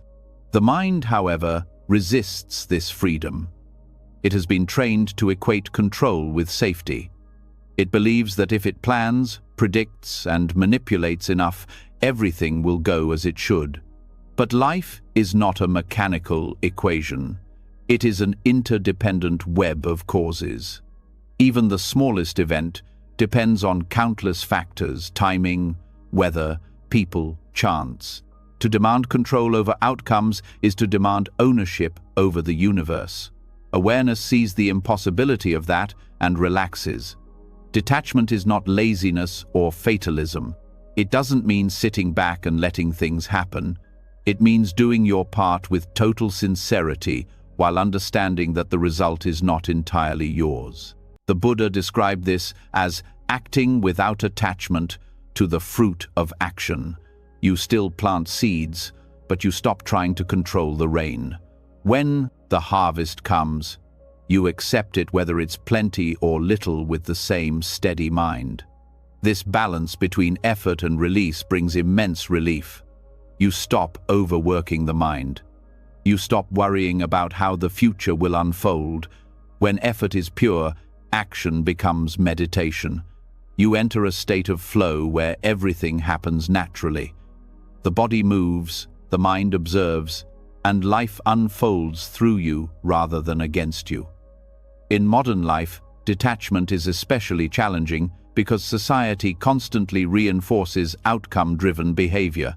From school to work, people are rewarded for results, not for awareness. The message is, succeed or fail, win or lose, be approved or be forgotten. This conditioning creates chronic anxiety. Even small actions become burdened by invisible expectations. To break this pattern, you must shift your measure of success. Instead of asking, "Did I get what I wanted?" ask, "Did I act with clarity and compassion?" When your measure changes, anxiety begins to disappear. Detachment also transforms relationships. Much of relational pain comes from expectations wanting others to behave, feel, or respond a certain way. You give affection, hoping for reciprocation. You speak truth, hoping to be understood. When that doesn't happen, disappointment arises. But when love is offered freely without demand, it becomes peaceful. You still care deeply, but the caring is unconditional. Detachment allows love to be pure, not transactional. To practice this, begin with awareness of subtle craving. When you act, pause afterward and notice the thoughts that follow. I hope they liked it. I wonder if it was enough. What if it fails? These are signs of attachment. Instead of fighting them, recognize them and return to presence. Say quietly, I have done my part, now life will do the rest. This phrase helps loosen the grip of ownership. It reminds the mind that reality unfolds through countless streams, not just your effort. Detachment also invites humility. It reminds you that you are part of a larger flow, not its master. Every success and failure is co-created by conditions far beyond your vision. The rain that nourishes crops also brings floods. The same wind that cools can destroy. You begin to respect the mystery of existence. In this humility, peace arises not because everything goes your way, but because you no longer demand that it should. This understanding deepens mindfulness itself. When the mind stops fixating on what's next, awareness expands. You begin to see the texture of each moment, the subtle sounds, the rhythm of breath, the small joys of action. Work becomes alive. Communication becomes sincere. Even mundane acts take on sacred depth because you're finally here, not in some imagined future. Detachment from outcome also breaks the illusion of personal doership. The ego thrives on ownership. I did this. I failed at that. This is mine. It attaches to outcomes because they define its identity. Success inflates it. Failure deflates it. But when you see that action happens through conditions, thoughts, training, circumstances, opportunities, you realize there is no single I doing anything. The ego loses its grip, and what remains is effortless participation in life. In Buddhism, this understanding is called anatta, the insight of non-self. Detachment from outcome is its practical expression. When you stop clinging to results, you stop feeding the illusion that outcomes can define you. You act from awareness, not from identity. You no longer say, I succeeded, or I failed. You simply say, that happened. This does not make you detached from responsibility, it makes you free from self-importance. Modern psychology supports this wisdom. Studies show that people who focus on the process rather than the result experience more satisfaction, resilience, and creativity. They perform better because they are not clouded by anxiety. This is the same principle the Buddha taught centuries ago. Right action arises naturally from right attention. The mind that is calm performs wisely. The mind that clings performs anxiously. You can test this truth immediately. Take any task, writing an email, cooking, speaking to someone, and do it as fully as you can. When it's done, let it go completely. Don't reanalyze or replay it. Notice how light you feel. That lightness is freedom from attachment. It's the absence of worry that normally follows every act. The more you practice this, the more peaceful you become, even amid uncertainty. Detachment also reveals that failure and success are not opposites but teachers. When you are attached, failure feels devastating. When you are detached, failure becomes information. You see what worked, what didn't, and you move on. The emotional heaviness disappears because identity is not at stake. The same applies to success. It's enjoyed, but not clung to. You remain steady through both, like a mountain unmoved by wind. This equanimity turns life into practice. Every situation, pleasant or unpleasant, becomes an opportunity to deepen awareness. You act, observe, and release. Over time, this rhythm becomes natural. You stop trying to manipulate the flow of events and start dancing with it. Even uncertainty becomes your ally because you trust the intelligence of impermanence. To cultivate detachment from outcome, mindfulness of intention is essential. Before any action, clarify your purpose. If your intention is sincere, to be kind, to be truthful, to do your best, the outcome no longer defines you. When the mind wanders into worry about results, bring it back to intention. Remind yourself, my role is to act rightly, the rest belongs to conditions beyond me. This perspective brings a quiet confidence, not arrogance, but trust in the process of Dharma itself. Detachment also strengthens compassion. When you no longer cling to outcomes, you can help others without needing gratitude or success. You give because giving itself is joy. You support because compassion is its own reward. This selfless action becomes deeply healing for others and for yourself. You stop burning out because your energy no longer depends on validation. As this understanding deepens, even desire transforms. It doesn't vanish. It becomes purified. You still have goals, but they are no longer tied to self-worth. You move toward them with ease, knowing that the journey matters more than the destination.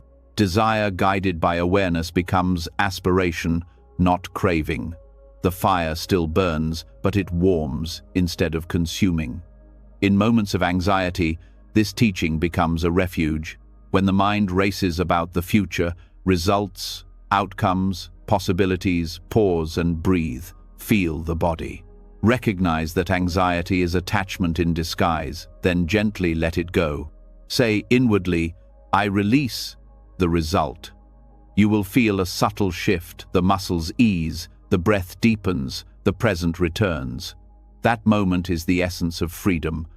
Over time, detachment from outcome changes how you experience life itself. You stop dividing moments into good and bad.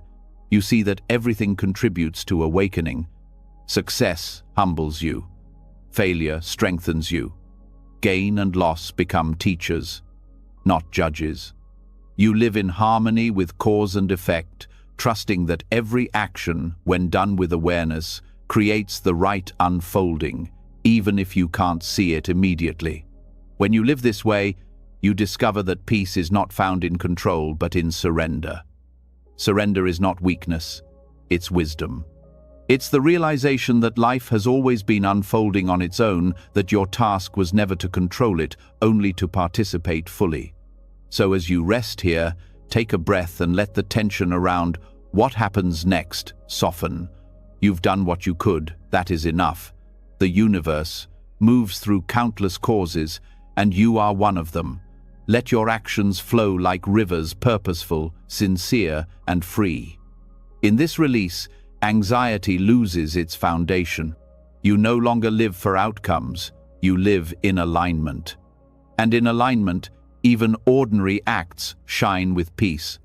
The doing becomes its own reward, the present becomes its own fulfillment, and the future unfolds as it must, quietly, naturally, and always in rhythm with the greater flow of life. As the mind grows still and the breath softens, every teaching you've heard tonight begins to settle into place like gentle rain soaking into the earth.